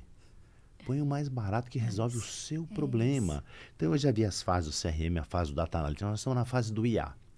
Aí nos grupos que a gente participa juntos, eu fico vendo cada coisa, né? Eu fico assim, não, porque tem um curso assim, eu falo assim, cara, você sabe como é que funciona? Você já leu algum livro sobre isso? Não, as pessoas não... Esse meu lado, nos meus últimos anos de academia, eu falo que eu virei um chato, né? Quando eu falo assim, cara, qual é a fonte dessa sua informação? De onde você tirou isso aí? Ou fala melhor assim, eu prefiro fazer a minha opinião. Eu respeito, porque as pessoas profissionais, baseada na formação, na informação e na que ela sabe, ela tem uma opinião que você tem que considerar. Sim. Porque o cara construiu uma carreira. Então eu prefiro falar assim, Sandro, essa é a minha opinião. Eu vou do que falar assim, não, eu li numa pesquisa. Deixa eu ver essa pesquisa. Segundo fulano, não, mas qual é a sua opinião? Outro dia eu vi uma pesquisa de um cara que eu respeito muito, mas muito, só que em governança. É um professor super com PH. O cara é bom. E o cara, não, tem um paper assim, porque eu trabalho. Aí ele pôs o paper assim. É um recorde de uma indústria da Dinamarca. Assim, cara, você não pode fazer essa propaganda sobre um paper que faz um estudo sobre a relação do trabalho, sobre, assim, praticamente falando era, ele queria mostrar a relação benéfica das empresas que colocaram os colegas para trabalhar no home office e o resultado que aconteceu com vocês estão pedindo vir de volta. Todo mundo tem uma opinião mais ou menos média, porque nós somos um ser humano que está no contexto mundial. Então, você tem a sua opinião, e sua opinião não vai estar errada, ela vai estar calibrada. Mas, cara, eu vou dizer para você assim, Bruna, não decida assim, porque eu vou te dar um paper, que para quem não sabe o que é paper, pessoal, é um documento acadêmico, é um texto, é um estudo, dizendo que é assim, assim, assim. Aí eu fui olhar o estudo que ele falou. É um estudo da Dinamarca, que não tem nada a ver com o Brasil, e é um recorte de uma parte da indústria feito com, sei lá, 500 empresas. Então, assim, você quer funcionar? Tem que ter o disclaimer antes. Olha, eu vou falar para vocês do estudo feito na Dinamarca para indústrias químicas e não sei quanto, fatura tanto, a tanto. Tá bom. Se você não está na Dinamarca, na indústria química, passo. Não é para você. Então, eu vejo muito. As pessoas vão para as feiras, e não é só, seja FISPAL, seja qualquer feira, NRF, seja Cial, qualquer feira que você quiser, GoFood, e tive uma sacada, eu falei assim, mas cara, vamos entender melhor isso que você está falando, porque a maioria das coisas, assim, ou elas não são tropicalizáveis, não cabe aqui. Eu vou dar um exemplo. Em 2016 eu fui no NRF e vi um robozinho fazendo escaneamento lá de prateleira de gôndola para fazer inventário. Ah, eu fui nesse ano, eu lembro. Então, ele passava isso. Esse ano eu vi em 2 materiais diferentes, o cara fazendo pós-NRF e a foto do mesmo robozinho lá. Cara, quantos anos depois? 8? Então assim, vou dar um outro exemplo, que eu lembro um ano que o Charme era, você está indo para os Estados Unidos? Cara, vai ver essas lojas da Amazon que você entra, pega tudo, não faz nada e vai embora. Era o Charme. Estão fechando todas. E eu falava assim, os caras falavam, lindo. Eu falei assim, cara, eu não fui ver, mas eu já entendi, eu vi muita foto. Eu falei, mas deixa eu fazer uma pergunta para vocês. Quanto custa essa loja? E a manutenção? Porque a manutenção é custo fixo. E depreciação de equipamento? E paga a conta? Não sei o que. As pessoas, não. Estão fechando todas. Mas eu fico chateado, porque se você é contra a vibe ou a maré, é um reacionário, é um careta, não sei o quê. E eu acho assim, não tá antenado, não quero, não. Bruna, você não pode, na minha leitura, também falar assim, isso não é pra mim. Eu falei, não. Olha, com carinho, porque eu fui olhar, a loja tinha 257 câmeras. Cara, quanto custa cada câmera? E o sistema? Eu falei assim, então, não tô te falando que eu não... Eu fui não é possível, você não paga a conta. Eu fui fazer as contas do meu lado, né? Aí eu acho que é diferente de dizer para você, eu não gosto. Eu também tenho o direito de falar eu não gosto, mas você me pergunta uma pergunta profissional, eu tenho que dizer para você, olha, eu acho que isso não vai funcionar por isso, por isso, por isso, né? Você nunca vai estar certo, você pode ter a sua opinião também. Mas para temperar a sua opinião com um dado concreto, você tem que se informar um pouco melhor. Então, quando as pessoas vêm de alguma desses eventos, eles vêm assim, não, porque, cara, eu vi um negócio maravilhoso. Eu falo assim, mas não dá para fazer Ctrl-C, Ctrl-V de tudo que você vê na vida. Exato. Você tem que analisar. Mesmo que sirva lá, que seja bom lá, que lá na Gringolândia está dando retorno, não quer dizer que vai dar retorno no Brasil. Eu acho que primeiro que a gente está falando de um evento global, portanto, é para todo mundo e não é. Em determinadas coisas funcionam, outras não. Como, por exemplo, quando a gente vai visitar as lojas nos Estados Unidos, que o atendimento é horroroso, eles são frios, mas é o jeito deles, é a cultura deles. Então, a gente não vai importar para cá porque não vai funcionar aqui, né? A última vez que eu fui para a NRF, que eu gosto muito, mas é o que você está falando, são esses filtros, foi o ano do metaverso. Que acho que todo mundo voltou no avião e falou assim, meu Deus, eu preciso comprar um terreno nesse metaverso, eu preciso comprar... E aí eu ficava pensando, gente, eu não sei nem como que eu faço isso, e de repente, assim, desapareceu o negócio. Você fala, cara, você gasta uma energia, você falou... E era assim, eram os auditórios mais cheios, você não conseguia entrar. E lógico, é isso que você falou, tem um lance da manada, tá todo mundo falando, então eu preciso conhecer para saber o que que é. E foi assim, o metaverso para mim foi um dos maiores exemplos. Tem algumas coisas que permanecem. O robô que você falou, 8 anos, talvez eu acho que vai precisar de muito mais tempo para poder acontecer. A loja autônoma, agora que as pessoas estão fazendo, estão entendendo qual é o desafio.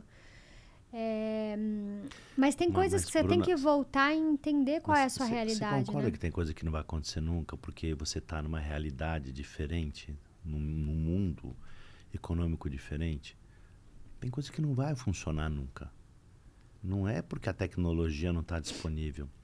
Olha, eu fui diretor de supermercado na França em 2007, 2008, né? 2007, 2008, olha quanto tempo atrás. A gente já tinha lá RFID, já tinha etiqueta eletrônica. Não pegou nem lá, por causa do custo. Uhum. Então, não é que você não tem tecnologia. Cara, se o homem conseguiu pôr um outro homem na Lua, num foguete, que o poder computacional era igual do HP-11C, e pôs o cara na Lua, a gente tem poder de fazer muita coisa. Mas tudo na vida é eu posso, eu quero e eu devo. Uhum. Entendeu? Mas eu quero. Eu até posso, mas eu não devo, que vai custar tanto que não vai pagar a conta. E eu vejo, às vezes, você deu o exemplo do metaverso, né? Eu não entendia nada do metaverso. Eu vou fazer uma Terezinha que vou me apedrejar aqui. Até livro do Paulo Coelho, para eu entender que eu não gostava, eu li 2,5 livros. Foi o primeiro livro, não gostei. Falei, deve ser, errei. Li o segundo. Falei, não gostei. Tem uns que eu não entendo, eu leio em voz alta para ver se... No meio do terceiro, eu falei... E eu gosto de ler muito. Falei, isso não é o meu estilo de leitura. E eu respeito. Não tem nada assim, cara... Eu não acho que, porque eu não gosto... Eu não gosto. E quem gosta? O cara vende milhões, imprimiu 70 países. Bom, resumo da missa. Quando tem uma coisa dessa, que eu não concordo, tipo metaverso, mesmo antes de eu... Que eu não concordo, não. Eu vou falar porque eu não concordo depois. Que eu não conheço, eu vou estudar. Aí eu fui ler. Aí eu fiz uma pergunta para um cara. Falei, vem cá, velho.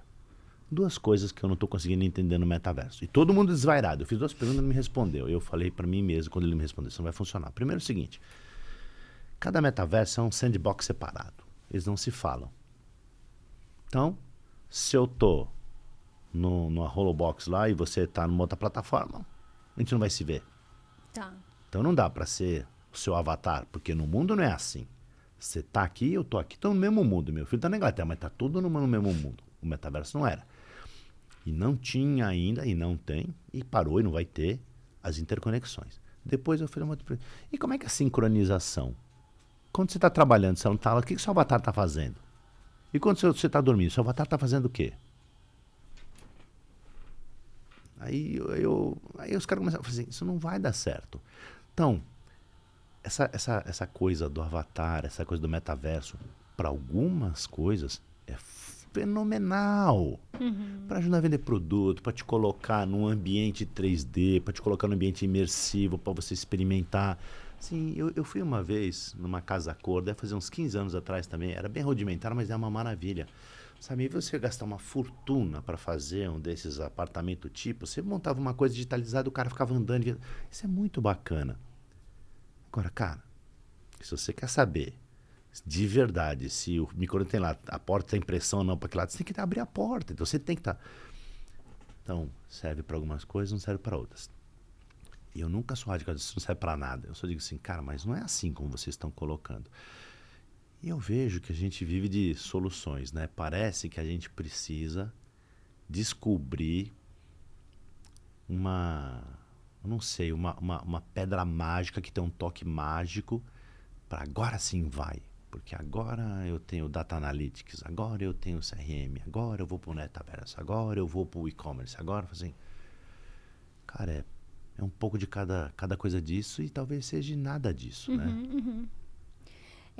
Uma coisa que eu queria te perguntar, porque você foi um dos, pelo menos para mim, uma das primeiras pessoas que começaram a trazer um olhar estruturado sobre ESG. Uhum. A gente chegou até a fazer uma live que você comentou bastante, eu sei que você estudou bastante a respeito. E eu queria a sua visão hoje sobre como que está ajeitado ESG aqui para as pessoas, pelo menos no nosso mercado que a gente está acostumado, né? Porque eu lembro você muito falando sobre muita coisa a gente já faz, só não chamava de ESG. E tem o outro lado também de que fazer e ter essa visão consolidada do quais são as ações que você pode melhorar também são importantes. Passado esse tempo, a gente falou em 2020, foi. Qual que é a sua visão hoje sobre isso? Como que o mercado está vendo esse tema? Bom, Bruna, eu só preciso fazer um comentário antes, porque a maioria das pessoas me conhecem do varejo e poucas pessoas conhecem o meu lado acadêmico, né? Tá. Então, como é que é a história do ESG? Bom, eu faço um doutorado na Fundação Getúlio Vargas, eu termino esse ano e minha tese é um rating ESG para pequenas e médias empresas do varejo. Tá. Então, eu estudo isso nos últimos 4 anos. E tem esse meu outro lado acadêmico, né? Porque eu dou aula na GV, sou coordenador acadêmico de curso, etc, etc, etc. Tá bom. Primeiro, o que eu acho do ESG? As letrinhas, elas vão desaparecer. Porque a gente usa outras letrinhas para dizer mais ou menos a mesma coisa há uns 50 anos. Primeiros estudos sobre responsabilidade empresarial é dos anos 50. Mas se você não tiver muito rigor, você acha coisa de anos 30 a gente falando assim. Bom, mas o conceito, independente das letrinhas, o conceito ele não vai acabar. Porque o conceito básico do ESG, ele não é feito para a gente abraçar a árvore, né? O pessoal que é puro ambientalista odeia quando eu falo isso. Mas eu sou um executivo, Bruna. Eu não sou ambientalista, eu sou um executivo de carreira que entende de que se a gente não tratar melhor as pessoas, o planeta, o entorno, e se a gente não devolver para a sociedade, para o planeta, para o entorno algo diferente, vai dar ruim. Mas eu também entendo o seguinte, que você precisa ganhar dinheiro. Não dá para distribuir aquilo que você não tem. Então não tem conflito nenhum entre dar lucro e fazer o bem. Perfeito. Pelo contrário, não dá para fazer o bem se não tem dinheiro. Lembra quando a gente falou da história do tempo? Se você também falar, vou ficar o dia inteiro com os meus filhos em casa, você não vai ter emprego, você não vai ter salário, eles não vão ter escola para estudar. Então sempre tem o trade-off aí. Então, primeiro ponto, ESG não vai acabar porque isso é um conceito. Depois o mundo passou por alguns eventos e, cara, para quem não acredita que a gente está passando por algumas transformações climáticas, cara, não sei mais o que dizer, entendeu? Eu só não faço o que todo mundo faz. Por exemplo, né, esse efeito do Rio Grande do Sul, isso não tem só a ver com o clima, Bruna. Se você olhar, pegar e tem alguns estudos muito legais, cara, teve uma pressão atmosférica, uma zona de baixa pressão aqui, mas por que choveu tanto? Porque muito mais o que está acontecendo com o El Niño. Já era se esperar de chover, mas muito mais. Está chovendo mais por mais tempo. Então o El Niño é uma coisa cíclica da natureza da Terra? Tem alguma coisa a ver com a gente? Não. Mas chover mais tem. Então as catástrofes elas estão aumentando. O ponto é, a pessoa fica, Sandro, mas que controle eu tenho sobre isso? Cara, Faz o que você pode, o que está na sua mão, no seu entorno, para as pessoas, para a comunidade, para o meio ambiente. Então, nós varejistas, né? O que a gente pode fazer? E, de novo, eu gosto de usar uma frase, a gente faz muita coisa, a gente não sabe. Quando você põe lá um redutor de consumo de água, um equipamento de descarga de vaso sanitário em 2 fases, ou quando você coloca lá uma porta que fecha no balcão 5P para conservar energia, você está diminuindo o seu consumo de energia, diminuindo o seu consumo de água, você está ajudando a natureza. Porque, né, eu já fiz, uma época, um trabalho solidário no sertão da Bahia, né? Cara, a gente em São Paulo acha que a água está atrás da parede na torneira. Sabe a torneira, a água está ali atrás, não está. Até eu posso falar mais recente, eu trabalhei em Angola até final de março, né? Sim, sabe o esporte preferido das pessoas no interior de sábado? Elas dão quilômetros e quilômetros para pegar água, para ter água durante a semana. Então assim, quando você economiza água, você já está se preocupando com alguma coisa. Isso está ao alcance de todos nós. Vai do ridículo... Eu não penso que eu sou um santo, eu viro e mexe, eu faço besteira e minha mulher, fecha a torneira, mas vai do fechar a torneira, ou quando você vai fazer a número 1, apertar só o menorzinho, não precisa apertar o grandão do botão lá da válvula. E na empresa a gente pode fazer a mesma coisa. Bom, o lado da gestão empresarial do ESG eu acho super importante. Esse é o lado que eu foco mais, porque eu brinco. Para os lados puramente ambientalistas, relacionados, tem um monte de gente. O que eu faço? Eu sou um cara que foca mais na governança, né? Porque eu acredito no seguinte, se você não é uma empresa que tem governança, você tem tendência a fazer coisas antiéticas, ilícitas, ilegais, etc. Então você está dando a sua contribuição negativa para o mundo. Então na governança você ajuda a dar a contribuição positiva. O que é uma contribuição positiva e é para o bem de todo mundo? Pagar seus impostos corretamente, contratar seus colaboradores corretamente, pagar os impostos sobre seus colaboradores, não sonegar imposto, não sonegar hora extra. Então, e aí você vai me dizer, Sandro, mas isso não é obrigação? É obrigação. Mas isso é um lado da governança que as pessoas fazem de conta que agora não dá, depois eu faço. E isso é um pouco o meu foco. O outro foco que o ESG também cobra muito é na sustentabilidade da empresa. Não é só na sustentabilidade do país. É você entender o seguinte, se você, caso concreto, tem uma política não adequada de prevenção de perdas e passa por um evento como aconteceu no Rio Grande do Sul, com o Carrefour, que mataram um cliente lá, aquilo custou para o Carrefour 134 milhões de reais, 20 milhões de dólares. Na época era quase 30 milhões de dólares. A vida daquela pessoa não tem preço, Bruno, para aquela família nunca mais volta. Mas, se você não considera o ser humano como ter um valor inviolável, se você quer olhar o seu olhar do business, você jogou 30 milhões de dólares no lixo, porque você foi relapso, uma vida se perdeu e os seus acionistas perderam 30 milhões de dólares. Entendi. Isso acontece no nosso negócio todos os dias, é impressionante, parece que não aconteceu nada. Acontece o tempo inteiro. E isso acaba diminuindo a possibilidade da sua empresa sobreviver no longo prazo. Perfeito. Porque vai faltar dinheiro, ou porque você vai criar uma imagem da opinião pública péssima a seu respeito, você vai acabar com o seu branding, seu brand equity vai para a lata do lixo, tudo. Você vai ser sempre lembrado, porque assim, não é só isso, o Carrefour também é lembrado que matou um cachorro a pontapé. Cara, é assim que você quer ser lembrado? E essas são as coisas que, infelizmente, criam uma marca no nome da nossa empresa. Então, a visão do ESG é uma visão para que você não fique abraçando árvore, não. Faz aquilo porque você deveria fazer, porque é o seu papel social. Mas se você não acredita nisso, faz porque vai fazer bem para o seu negócio no médio e longo prazo. Aí voltando para o nosso negócio, né? A gente está muito longe. É a diferença de quanto eu tenho controle sobre as coisas, a governança me ajuda a entender o quanto eu tenho controle sobre as coisas, ou como eu só vou entender quando acontecem esses episódios. A governança, ela trabalha muito, você ter alguns padrões para você antecipar. Porque vamos falar de uma coisa assim, que tem a ver com o nosso dia a dia de operação, né? Você faz uma promoção, não vende. Você faz uma promoção, não vende. Você vai começar a olhar o preço que eu estou pondo, né? Estou marcando esse preço. Não é possível. Eu achei que era barato e não é. Aí você vai pesquisar a concorrência, você vai descobrir que você está fazendo o preço mais caro, ou no dia que a Coca-Cola está te dando a promoção, ela está dando para você, para a torcida do Corinthians inteiro. Não é promoção. Sim. Todo mundo está fazendo. Aí você tem um padrão de ação. Você, não, eu antes de comprar o volume, eu vou pesquisar o preço e vou ver quantos por cento eu quero pôr. Antes de fechar 10 carretas, eu vou falar que Coca-Cola é só comigo na região, é com todo mundo. Então você cria um padrão de ação. Você antecipa o pepino. Agora, traz para um outro lado, que é o lado mais duro, o financeiro, da sobrevivência da empresa.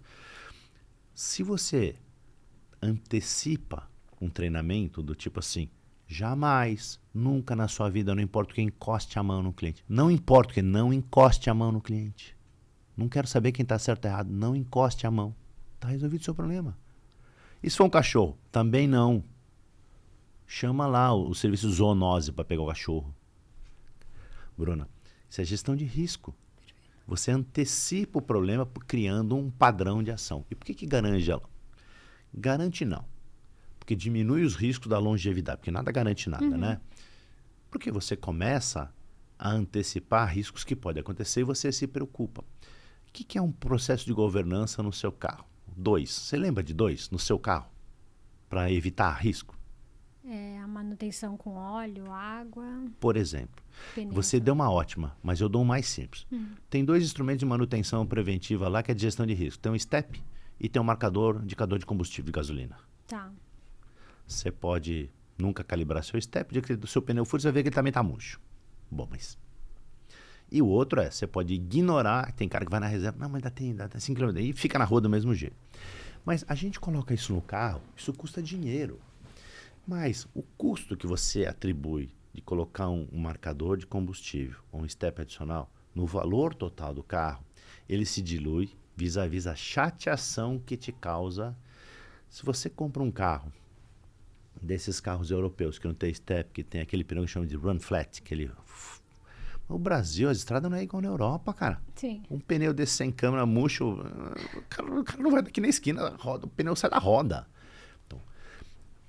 A governança, ela te ajuda nesse sentido. Ela te ajuda a você criar uma relação de que você antecipa os problemas, faz gerenciamento de risco, cria padrões para tudo. Para como você lida com o governo, como você lida com o cliente. Porque assim, você tem que ter um padrão ético com o colaborador, você tem que ter um padrão ético com o seu cliente.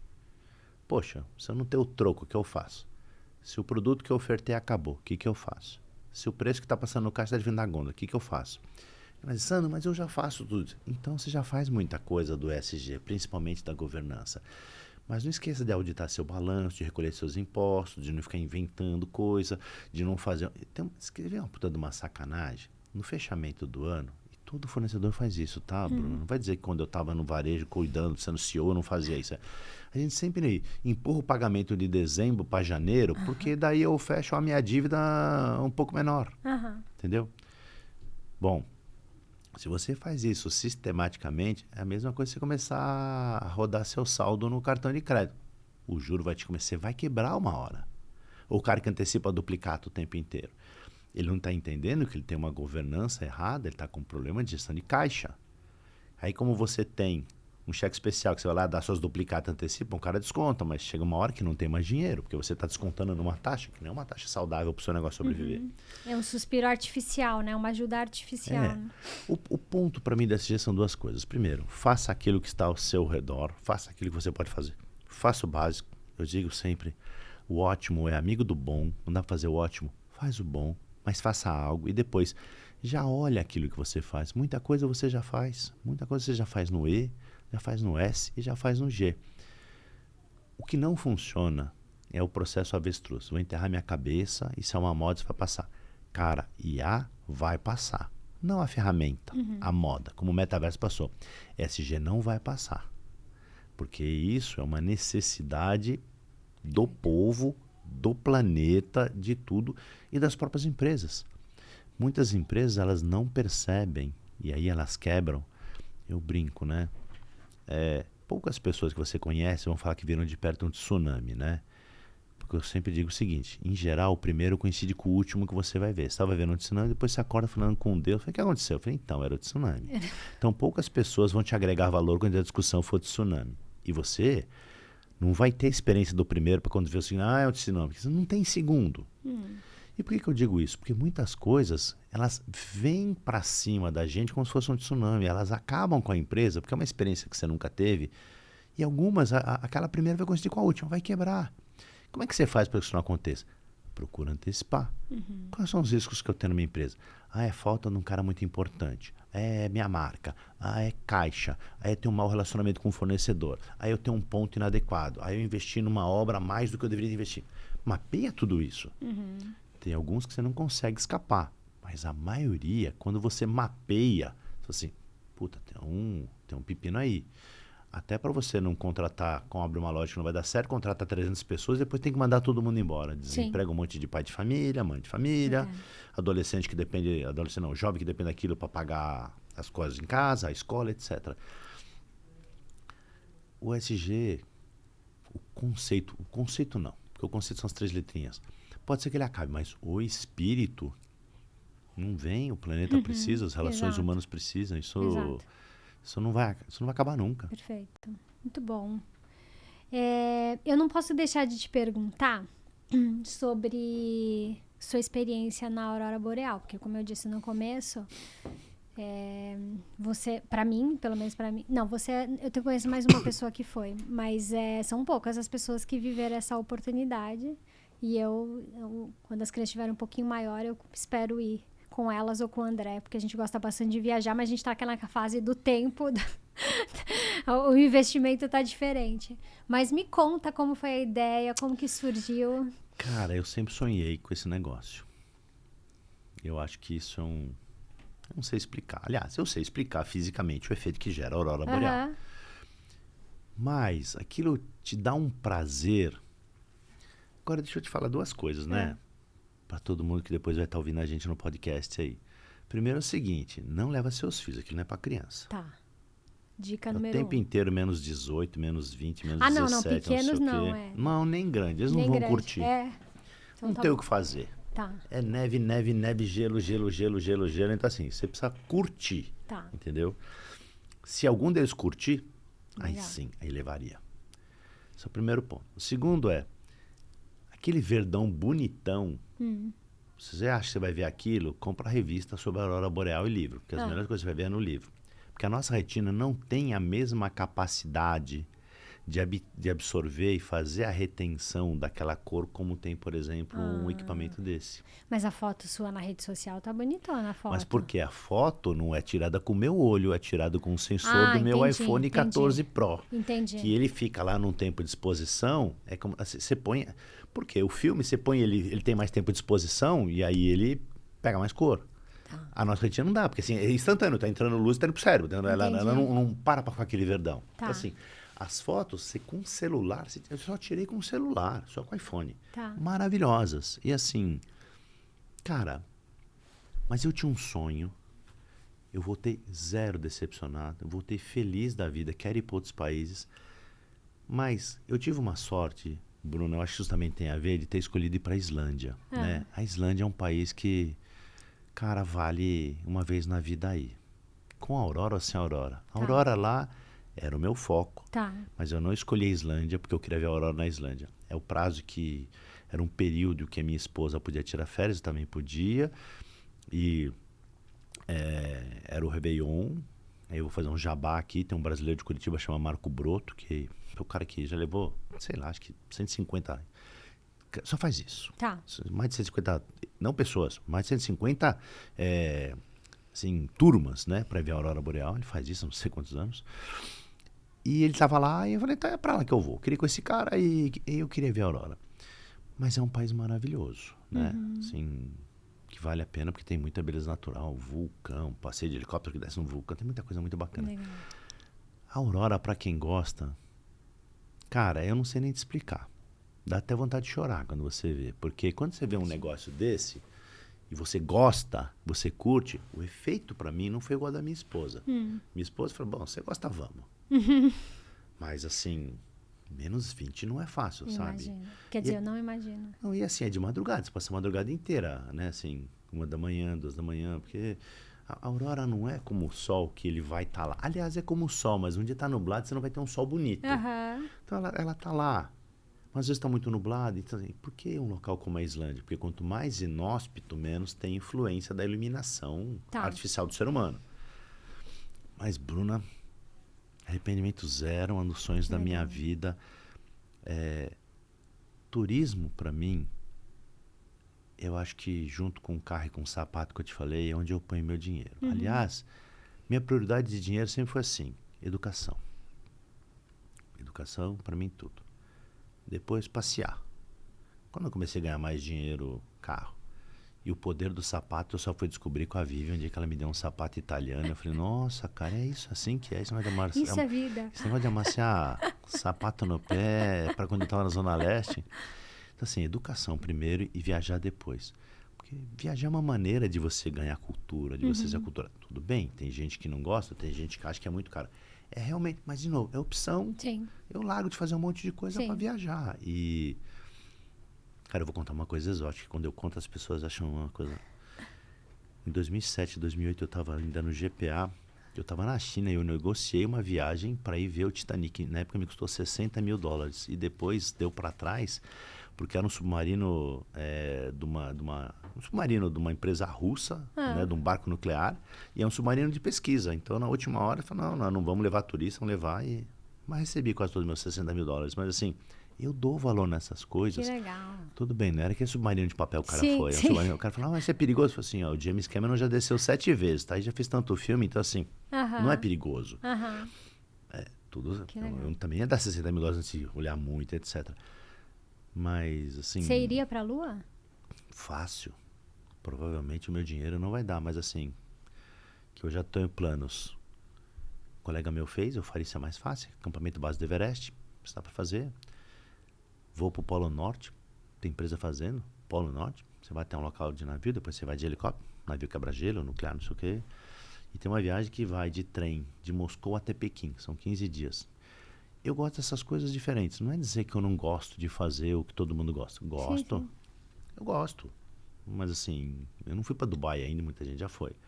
Mas eu gosto de ir para Disney, se eu pudesse eu ia para Disney todo ano. Mas... viagem para mim são coisas como ver a aurora boreal. Eu olhava assim, puxa vida, se eu vi uma coisa que tem a mão de Deus aí. Isso para mim... A gente também adora viajar. Eu fui para Dubai, mas foi uma passagem, porque na verdade fui para a Índia. E aí tinha a opção de ir para a Alemanha ou por Dubai, a gente foi por Dubai. Fico com vontade de voltar, porque tem um impacto, né? De você sair da Índia para Dubai, tem um impacto grande aí de... Mas... E a gente foi conhecer o Taj Mahal, foi super bacana, assim. A gente gosta muito dessas coisas que são diferentes, mais né? espiritualizadas, né? Mais diferentes. Mas, cara, assim, eu só fui pra Índia a trabalho, mas eu tenho uma vontade muito grande, porque tem uns trens maravilhosos lá que fazem uns circuitos, principalmente o norte da Índia. Mas eu fui pra Índia a trabalho.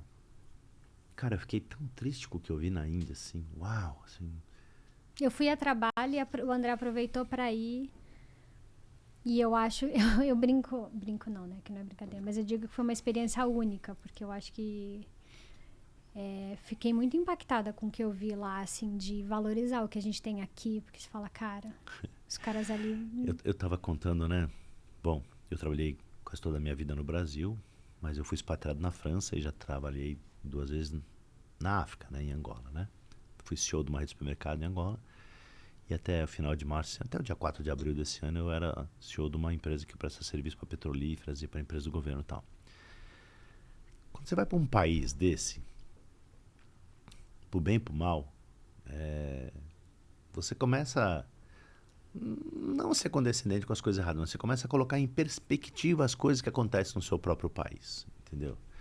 Primeiro, é óbvio que você vai daqui para a Índia, você não pode querer medir a vida do indiano com a régua do brasileiro. Cada país é mede com a sua régua, né? Um erro para mim muito clássico é que o cara começa, porque lá na China, filho, é a realidade do cara. Sim, sim. A sua é a sua. Ou o cara quer hoje ser revisionista e querer julgar como é que foi no Brasil em 1700. 300 anos atrás era outro planeta. Eu não estou dizendo que está certo ou errado, eu estou dizendo assim...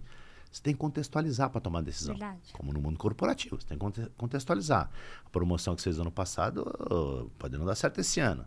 O teu bom cliente no ano passado, o teu metaverso, tem que contextualizar. E a mesma coisa quando você tem experiência num outro país, né? A gente tem um ufanismo, e eu vejo as pessoas dizendo, porque eu gosto dos Estados Unidos. Eu falo assim, olha, deixa eu te falar, eu gosto de muita coisa eu não gosto. Eu morei quase 2 anos na França, então eu posso dizer, eu gosto de muita coisa eu não gosto. Tudo teu positivo e negativo. Lógico, mas quando você vai para um país que, na média, é muito mais sofrido do que o seu, você dá valor. Para de ficar olhando a grama do vizinho, acha que a grama do vizinho é mais verde, que a comida da mãe da sua amiga é melhor que a comida da sua mãe. Para com esse negócio.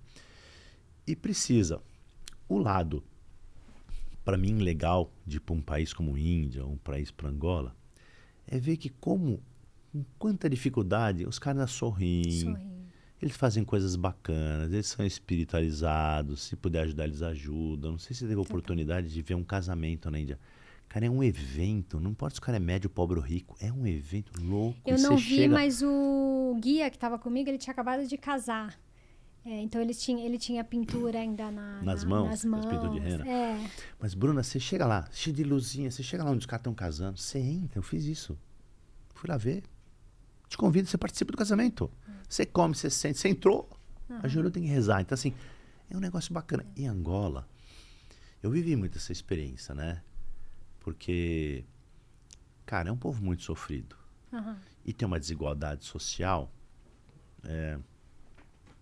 que é difícil, às vezes, até das pessoas entenderem, né? Sim. Como na Índia, que são várias castas, e não tem mobilidade social de casta para casta, é mobilidade social dentro da sua casta. Sim. Mas você pega jornal lá até hoje, tem anúncio para procurar marido ou para procurar mulher como se fosse classificado de carro. E é separado por casta, que nem um anúncio aqui, quando tinha jornal que a gente ficava procurando imóvel para alugar para comprar, assim, ó, apartamentos da Zona Norte, da Zona Sul, da Zona Oeste do Centro. É assim, os SICs, os não sei o quê, é tudo separado, né?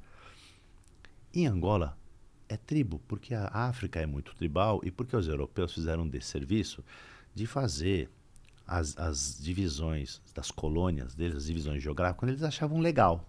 O Rio aqui, mas assim, na tribo não é assim. Sim. Luanda, que hoje é a capital, era uma tribo de Luanda. Angola não era o país, era a tribo de Angola. Aí você põe todo mundo junto, passa uma regra e vai e fala assim, galera, agora nós somos colônia de Portugal. Enquanto tem um poder moderador, pro bem e pro mal, é muito parecido quando os ingleses saíram da Inglaterra. Essa briga entre Paquistão e Índia sempre existiu, isso é histórica. E eles ficavam forçando os caras a conviver junto. Quando eles pararam de ser forçados a conviver junto, aflorou dessa discussão.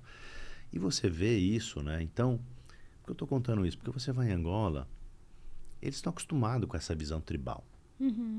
Por certo e por errado. Pô, mas não evoluiu. Está evoluindo, é claro. O país tem universidade, o país tem profissional, tem gente que estudar fora.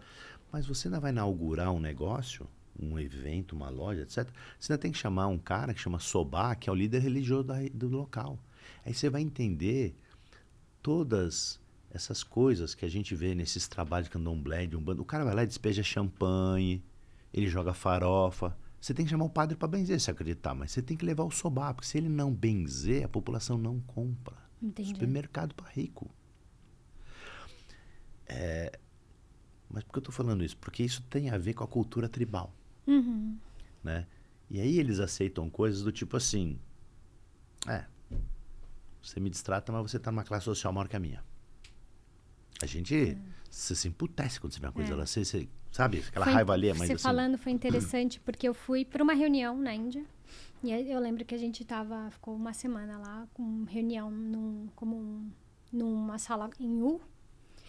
E reunião global, né? A gente estudando sobre o varejo tradicional, porque lá é um poço de varejo tradicional, né? De pequenas mercearias, né?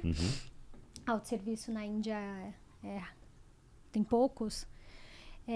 Ou tinha na época que eu fui, né? E a reunião acontecendo, todo mundo, o mundo inteiro, entravam as pessoas para servir o tempo todo, assim. Você tinha o tempo todo coisa para comer, para beber, mas as pessoas eram invisíveis. E eu comecei a perceber aquilo. E um dia que eu tinha levado para os meus amigos, meus pares, eu levei paçoquinha do amor. E aí, ao invés de dar para meus pais, eu dei para as pessoas que estavam servindo. Primeiro choque de eu falar com eles. Porque para eles era tudo bem. Não, eu entro, faço meu trabalho, você não falar comigo não é não espero isso. Então já foi um choque eu falar. E eu entregar ainda. E eles aceitaram? Porque eles têm dificuldade até de aceitar, Então, né? eu demorei a entender, porque era a minha primeira vez lá e eu não sabia disso. E eu entendi que eles foram resistentes. Não, e aí eu fiquei com... achei que eles acharam que ia ser mandado embora porque eu tava oferecendo alguma coisa. Eu, não, mas eu faço questão e tal. E alguns pegaram escondido, assim, sabe? Depois eu fui entender o motivo, mas me chamou muito a atenção e para eles está tudo bem. Não, tipo, não é para mim, eu não quero, não me sirva. E é engraçado porque a gente se sente meio desconfortável nessa situação. Mas para eles, você gera um desconforto quando se obriga a ele a aceitar um presente. Exato. É assim, minha experiência em Angola, né? O angolano médio, cara, parece estar em Salvador. Divertido, bom humor, é um coco, né? Assim, duro por fora, por dentro é docinho. Você rompeu a carapaça, tá no coração do cara. Mas eles são sofridos não é só porque eles foram colonizados, é porque eles foram colonizados até 75, até outro dia.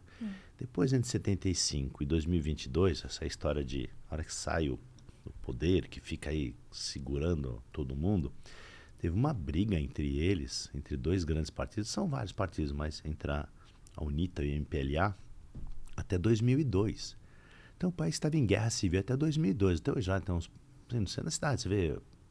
A guerra não chegou muito no centro, mas tem uns locais de combate, tal, de fura-bala, que eles preservam, etc. Então, Bruna, é uma realidade muito diferente, é muito distante da nossa. A gente fala do PCC, não sei o quê, mas você imagina um vizinho matando o outro lá, nem sabe por quê, porque você é de uma religião, eu sou de outra. Porque os partidos, eles... Olha que coisa muito louca, né? Os partidos, eles são meio que... tem a ver com as realidades tribais, mas o MPLA, ele, não sei por qual motivo, ele foi caminhando para apoio da esquerda. Então ele era apoiado por Cuba e pela União Soviética. E a UNITA, que perdeu, ele não sei como, ele foi caminhando para a direita. Então ele recebia apoio indireto dos Estados Unidos e direto e armado e tropa da África do Sul. Porque na época a Namíbia não era um país. A Namíbia era um pedaço da África do Sul. E a África do Sul falou assim, cara, se essa guerra, se esses caras pegarem gosto, isso aqui vier para cá... Então, assim, eles apoiavam. E no final a direita perdeu, a esquerda ganhou. Mas independente do lado político, é entender que dentro de uma dinâmica dessa, de tudo errado, de até hoje, eles calculam que eles ainda têm umas 30 mil minas terrestres implementadas lá para tirar. 30 mil. Eles têm 3 mil pessoas até hoje que não fazem mais nada, ficam no campo catando mina terrestre. Então, olha como é que é entender, né? Teve um pessoal que queria doar uns antiminas, uns caça-minas. Aí o cara falou, não vou pegar, porque eu vou desempregar 3 mil pessoas.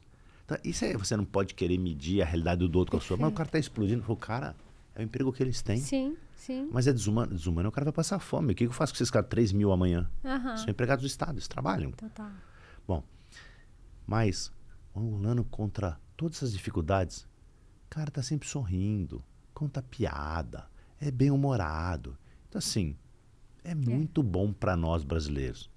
Agora, um cara que estava em guerra até a geração passada, guerra, Bruno, é modo sobrevivência, né? Guerra não é modo planos, não é modo controle, não é modo futuro. Guerra é modo hoje. Exato. Passou hoje, amanhã a gente vê amanhã. E amanhã vira hoje. Então, assim, eles têm uma cultura de mentir, tanto faz. Ele não quer criar uma relação, ele quer hoje. Como é que eu faço para sobreviver hoje? Como é que eu saio dessa sinuca de bico agora? Como é que eu bati o carro da minha empresa? O que eu conto para não ser mandado embora hoje? E amanhã você descobrir, não sei, amanhã eu penso em outra coisa. Então, isso é muito engraçado. Porque, assim, mentir é quase estratégia de sobrevivência. É estilo de vida. Entendi. E para coisas bobas, do tipo assim... vai demorar para me trazer água? Não, chefe, tá saindo. O cara nem tem água lá para te entregar. Então, assim, quando você... E você aprende, né? Porque, putz, eu era CEO de empresa. Você aprende que... como é que faz para isso não impactar no negócio? Você planeja tudo. Você não demitir todo mundo que mentiu. Se você demitir todo mundo, você fica sozinho. Se você for duro com todo mundo, você fica sozinho. Você tem que equilibrar entre o bate-a-sopra, porque se você também... não pôr limites, claro, vira uma festa da banana. Mas eu tô indo pro lado legal, assim. Sim, você tem que entender que é assim que eles são. Sim, sim. Ele não mente porque ele quer te passar para trás. Ele não tá preocupado em te prejudicar, ele quer sobreviver. É diferente. Tem gente que ele mente para te dar um golpe, para te expropriar, para tomar o que é seu. Ele não faz isso, ele só quer garantir o que é dele, ele não quer pegar o que é seu. Então, assim, outra experiência que para mim foi interessante, mas assim, pouco até... Eu acho que entre 60% e 70% dos escravos brasileiros vieram de Angola. Não vieram só de lá, vieram de Gana, vieram do Togo, vieram de vários lugares, né? E eu fui no porto em onde eles despachavam os navios negreiros. Cara, eu vou até te dizer o seguinte, eu sou descendente de italiano, então eu não acho que eu tenho uma dívida moral, porque minha família veio pra cá, não tinha mais escravidão, mas os portugueses têm uma dívida moral que eles faziam com esses caras. Os ingleses têm, os espanhóis têm, os franceses têm. Bom, a gente como país tem, o Brasil, mas eu pessoalmente, minha família veio pra cá em 1890, cara. Não tinha mais nem escravidão. Então eu não sou culpado, mas como brasileiro eu tenho uma dívida moral. Mas você tem que ir num lugar desse pra você ver como o mundo é injusto. Aí você chega lá, você começa a pensar, puta, era desse mocozinho aqui que a gente matou tanta gente, destruiu tanta gente. Então assim, eu não sou piegas, mas eu acho que eu tinha que ir lá ver como é que era. Tem um museu no local, etc. E engraçado que pra eles, né, Brunão? Eles nem pensam nisso. Porque, olha que coisa louca. Desde que o mundo é mundo, essas brigas tribais, puta, pode voltar lá na Mesopotâmia, nos babilônios, na Pérsia. Quem ganha, ganha, quem perde vira escravo. Então eles estão acostumados. Eu falei que são várias tribos, mas no Brasil os índios eram assim também. No Brasil e em algumas tribos da África, assim, você perdeu, você é um bom guerreiro, eu como você, porque eu tenho a tradição de que o seu poder vem através de eu comer a sua carne. Você é um chorão, você é um mau guerreiro, a gente não come porque isso é ruim. Mas escravizar... Então, as próprias tribos caçavam de outras tribos que perdiam na guerra, escravizavam e põem no navio. Mas os portugueses não estavam nem aí, para eles era dinheiro, né? Eu sei que eu estou fazendo aqui um julgamento igual eu falei que a gente não deveria fazer há 300 anos atrás. É que escravidão é um negócio meio revoltante, né? Então, assim, a gente não consegue encontrar nenhuma desculpa para isso, mesmo que pode ter sido importante economicamente numa época, assim... Cara, não tem desculpa para esse tipo de coisa. E ir lá... Agora, olha que interessante. A primeira revolta que teve contra o escravismo lá, que põe nos navios negreiros, etc., não foi porque a tribo estava se rebelando, estava levando os escravos embora. Era uma determinada tribo que ela queria assumir a venda dos escravos e tirar os portugueses do negócio. Então, assim, você vai dizer, tá vendo? Então, não, meu amigo. De novo, não mede com a régua. Isso é um negócio deles lá. Não tira, na minha opinião, a responsabilidade que todos esses países que eram colonizadores, que só faziam isso por dinheiro, por mais nada que não fosse explorar a mão de obra que eles achavam que não tinha valor, porque não era igual a eles, e nem nós como nação. A gente tem uma dívida social que a gente tem que, de alguma maneira, assim, repagar, ajudar, etc. Mas a experiência de você em países assim diferentes como o seu, eu tenho umas fotos que eu até postei uma na internet, deu um rolo, mas eu postei. E eu com espeto de rato, assim, né? Assim, eu vi. Então, e, cara, eu tô a... É a cultura, né? 340 quilômetros. Os caras comem rato. O cara fala, mas come rato? Eu falei assim, mas filho, né? Rato é um bicho que na capital ele tá no lixo. Lá não tá no lixo, lá não tem lixo, lá ele tá no mato.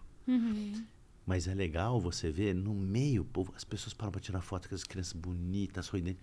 Uma vida simples e uma boa vontade, um espírito que você fala assim, cara... Eu lembro a gente visitando as lojas na Índia, e eu tava com uma de Londres, um monte de pessoas, né? E eles vinham querer saber o que a gente ia falar, o que a gente ia perguntar, por que a gente tava lá querendo saber, conhecer o local, né? Então era bem interessante essa troca, assim, eles eram muito curiosos. Muito legal. Sandro, falamos bastante que já, delícia né, de conversa. Eu sempre quero te fazer 2 perguntas. A primeira é se eu não te perguntei alguma coisa que você queria falar aqui. Ixi, eu queria falar tanta coisa, fica pra uma próxima conversa. A gente marca então outro podcast. Fica pra um próximo papo. Isso. Boa. A segunda é sobre... Eu sempre faço a pergunta de se eu tivesse a oportunidade de te dar 10 minutos para você estar com alguém, para você conhecer alguém, encontrar alguém, qualquer pessoa. 10 minutos. Quem que você escolheria para estar? Puxa, nunca parei para pensar nisso, mas provavelmente Jesus Cristo. Porque... Por quê? Primeiro, assim, o que a gente conta nas escrituras, não acho que é bem o que aconteceu. Isso é livro, começar a escrever 300 anos depois que o cara morreu. Se eu começar a escrever daqui uma semana que eu falei com você hoje, eu não vou nem lembrar, 300 anos depois. mas eu não acredito que ele não existiu, porque você não conseguiria ter uma mentira tão elaborada, tão bem contada, então eu acredito. Eu queria entender o que levou um cara que sabia que ia dar ruim para ele a, mesmo assim, não desistir, acreditar nas pessoas. E teve um final muito trágico, porque eu gosto dessa pessoa, não do estoicismo puro, não é isso, né? Assim, mas eu gosto da pessoa que tem propósito. Eu me admiro quando eu vejo um cara tipo um Gandhi. Me admiro. Um cara que nem o Nelson Mandela, fica uma vida inteira preso, sai de lá sorrindo ainda, faz dancinha. Eu me admiro. Então, para um cara desse, eu gostaria de ter 10 minutos para aprender um pouco, beber nessa mesma fonte. Eu não gastaria meu tempo com um grande empresário, com um grande atleta. Não, eu prefiro uma coisa mais espiritual, entendeu? Talvez hoje eu acho que eu quisesse 10 minutos a mais com a minha mãe, que eu acho que eu, né? Assim, lembra que eu falei para você não se aposentar, que você não se aposentar da sua família? Mas a gente nunca pensa assim, né? E para uma próxima conversa a gente fala um pouco de varejo, que a gente falou quase nada de varejo. É isso. Bom, eu queria te agradecer. A minha intenção é que a gente fale mesmo sobre ouvir o que o Sandro gosta, o que o Sandro faz, porque eu costumo dizer que esse nosso olhar profissional de carreira, a gente tem muitas oportunidades de ver entrevistas, de olhar no LinkedIn, mas eu acho que conhecer o cara Sandro pessoalmente, o que ele gosta dessas conversas, é o intuito de trazer aqui. Eu acho que eu cumpri com isso, porque é sempre bom te ouvir.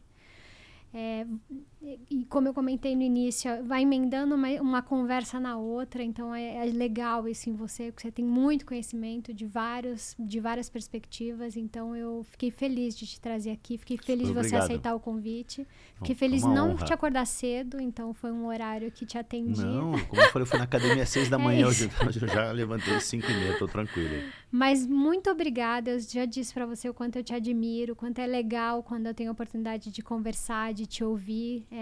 Tenho muita, eu falei com o André sobre isso, que a nossa conversa, tem muita coisa que eu quero fazer junto com você, aprender contigo, então eu tô muito feliz de te trazer aqui e das pessoas conhecerem um pouco mais do lado do Sandro, que acho que foi super bacana.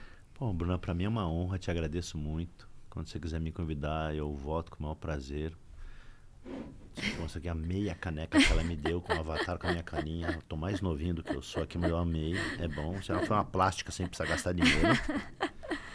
E eu acho legal quando a gente também se preocupa com o lado humano das pessoas, né? Porque, assim, você não nasce diretor, gerente, CEO. Você não nasce esse negócio. São as suas escolhas, as suas decisões, quem você é, o que você fez, com quem você contracenou, com quem você teve a sorte ou o azar de conviver no caminho. E as decisões que você tomou em cada momento que te levam para você chegar onde você chegou, né? E eu acho que isso é... Assim, a história que você comentou, né? Que eu fiquei lá entre os top 50. Tudo bem que eu fui um dos piores do Brasil, dos nossos amigos, mas eu tô feliz mesmo assim. Imagina, mas eu nunca... Você tá olhando o lado vazio do copo. Eu nunca fiz nada no LinkedIn para poder ganhar seguidor. Isso não me interessa. Por que eu comecei a escrever? Eu disse, putz, sua vida é enrolada? Cara, eu estou em 4 conselhos remunerados, 2 pro bono, faço doutorado, dou aula na GV, sou coordenador de curso na GV, dou aula na USP. Tem um monte de coisa pra fazer. Por que eu faço? Porque, cara, toda vez que eu ia ler uma matéria sobre varejo, era um trampo ler meia página para saber 5 linhas. Então, o que eu faço? Eu falo a tecla SAP, eu escrevo 5 linhas. Só o que interessa pro cara. Você lê meus textos em 1 minuto, você entende mais ou menos o que está acontecendo da transação, da venda, porque deu ruim, não sei o que lá. Então, assim, eu acho que essa é uma maneira de eu ajudar a comunidade que gosta de varejo. Então, eu não estou contando lá minhas experiências, o que eu fiz legal, porque isso ninguém quer saber. Assim, eu não acho que eu sou um cara tão importante para ficar contando o que eu fiz. Mas não custa nada eu gastar 10 minutos, 2, 3 vezes por semana e ler uma matéria que não é complicada, mas assim, eu ponho coisa da Fortune, do Financial Times, como do Valor, como do Estadão. Então, assim, isso me move. Lógico, eu como todo mundo, Bruna, eu tenho ego. E ego não é uma coisa ruim, não. O ego é uma coisa boa, só que você tem que dominar o seu ego, não o ego te dominar. Mas ego é uma maravilha. Perfeito. Como eu falei que eu gosto de pessoa ambiciosa. Não gosto do ganancioso, mas gosto do ambicioso. Então, quando a Vanessa, nossa amiga da foto, me mandou lá no ranking. Eu nunca ia ver, eu não sigo aqueles caras franceses. Eu fiquei tão feliz, falei pra minha mulher falou, ai, tá vendo? Você até que enfim, alguma coisa foi boa. Eu falei, não, pra mim isso é uma consequência. É bom todo dia que alguém escreve, puta, que legal, não tinha entendido isso, você me explicou direito. Então é isso que me move na carreira. É legal ser de forma despretensiosa você ter esse feedback do quanto você está ajudando o varejo. Acho que ajudando o segmento, eu acho. E o nosso papo aqui para mim hoje tem muito valor, porque as pessoas, quando elas me entrevistam em geral, querem saber muito do aspecto técnico, que não é ruim também. Sim. É daí que eu vivo, daí que eu ganhei dinheiro a minha vida inteira, assim que eu fiz minha carreira, criei meus filhos, então não tem nada errado. Mas eu acho que isso que você faz é mais legal. Porque atrás desse cara que tem alguns cargos, tem um ser humano, como todos nós. E você só chega lá, dependendo das suas escolhas, suas decisões. Por isso eu achei isso super legal. Muito obrigado pelo convite. Namastê. Que bom. Obrigada, Sandro. Obrigada a todo mundo que assistiu. Eu disse que ia ser uma conversa legal, interessante, um cara legal para a gente poder bater um papo. Espero que vocês tenham gostado. Sandro, novamente, gratidão. E vamos aí, mandem mensagens, espero aí o comentário de vocês e até a próxima.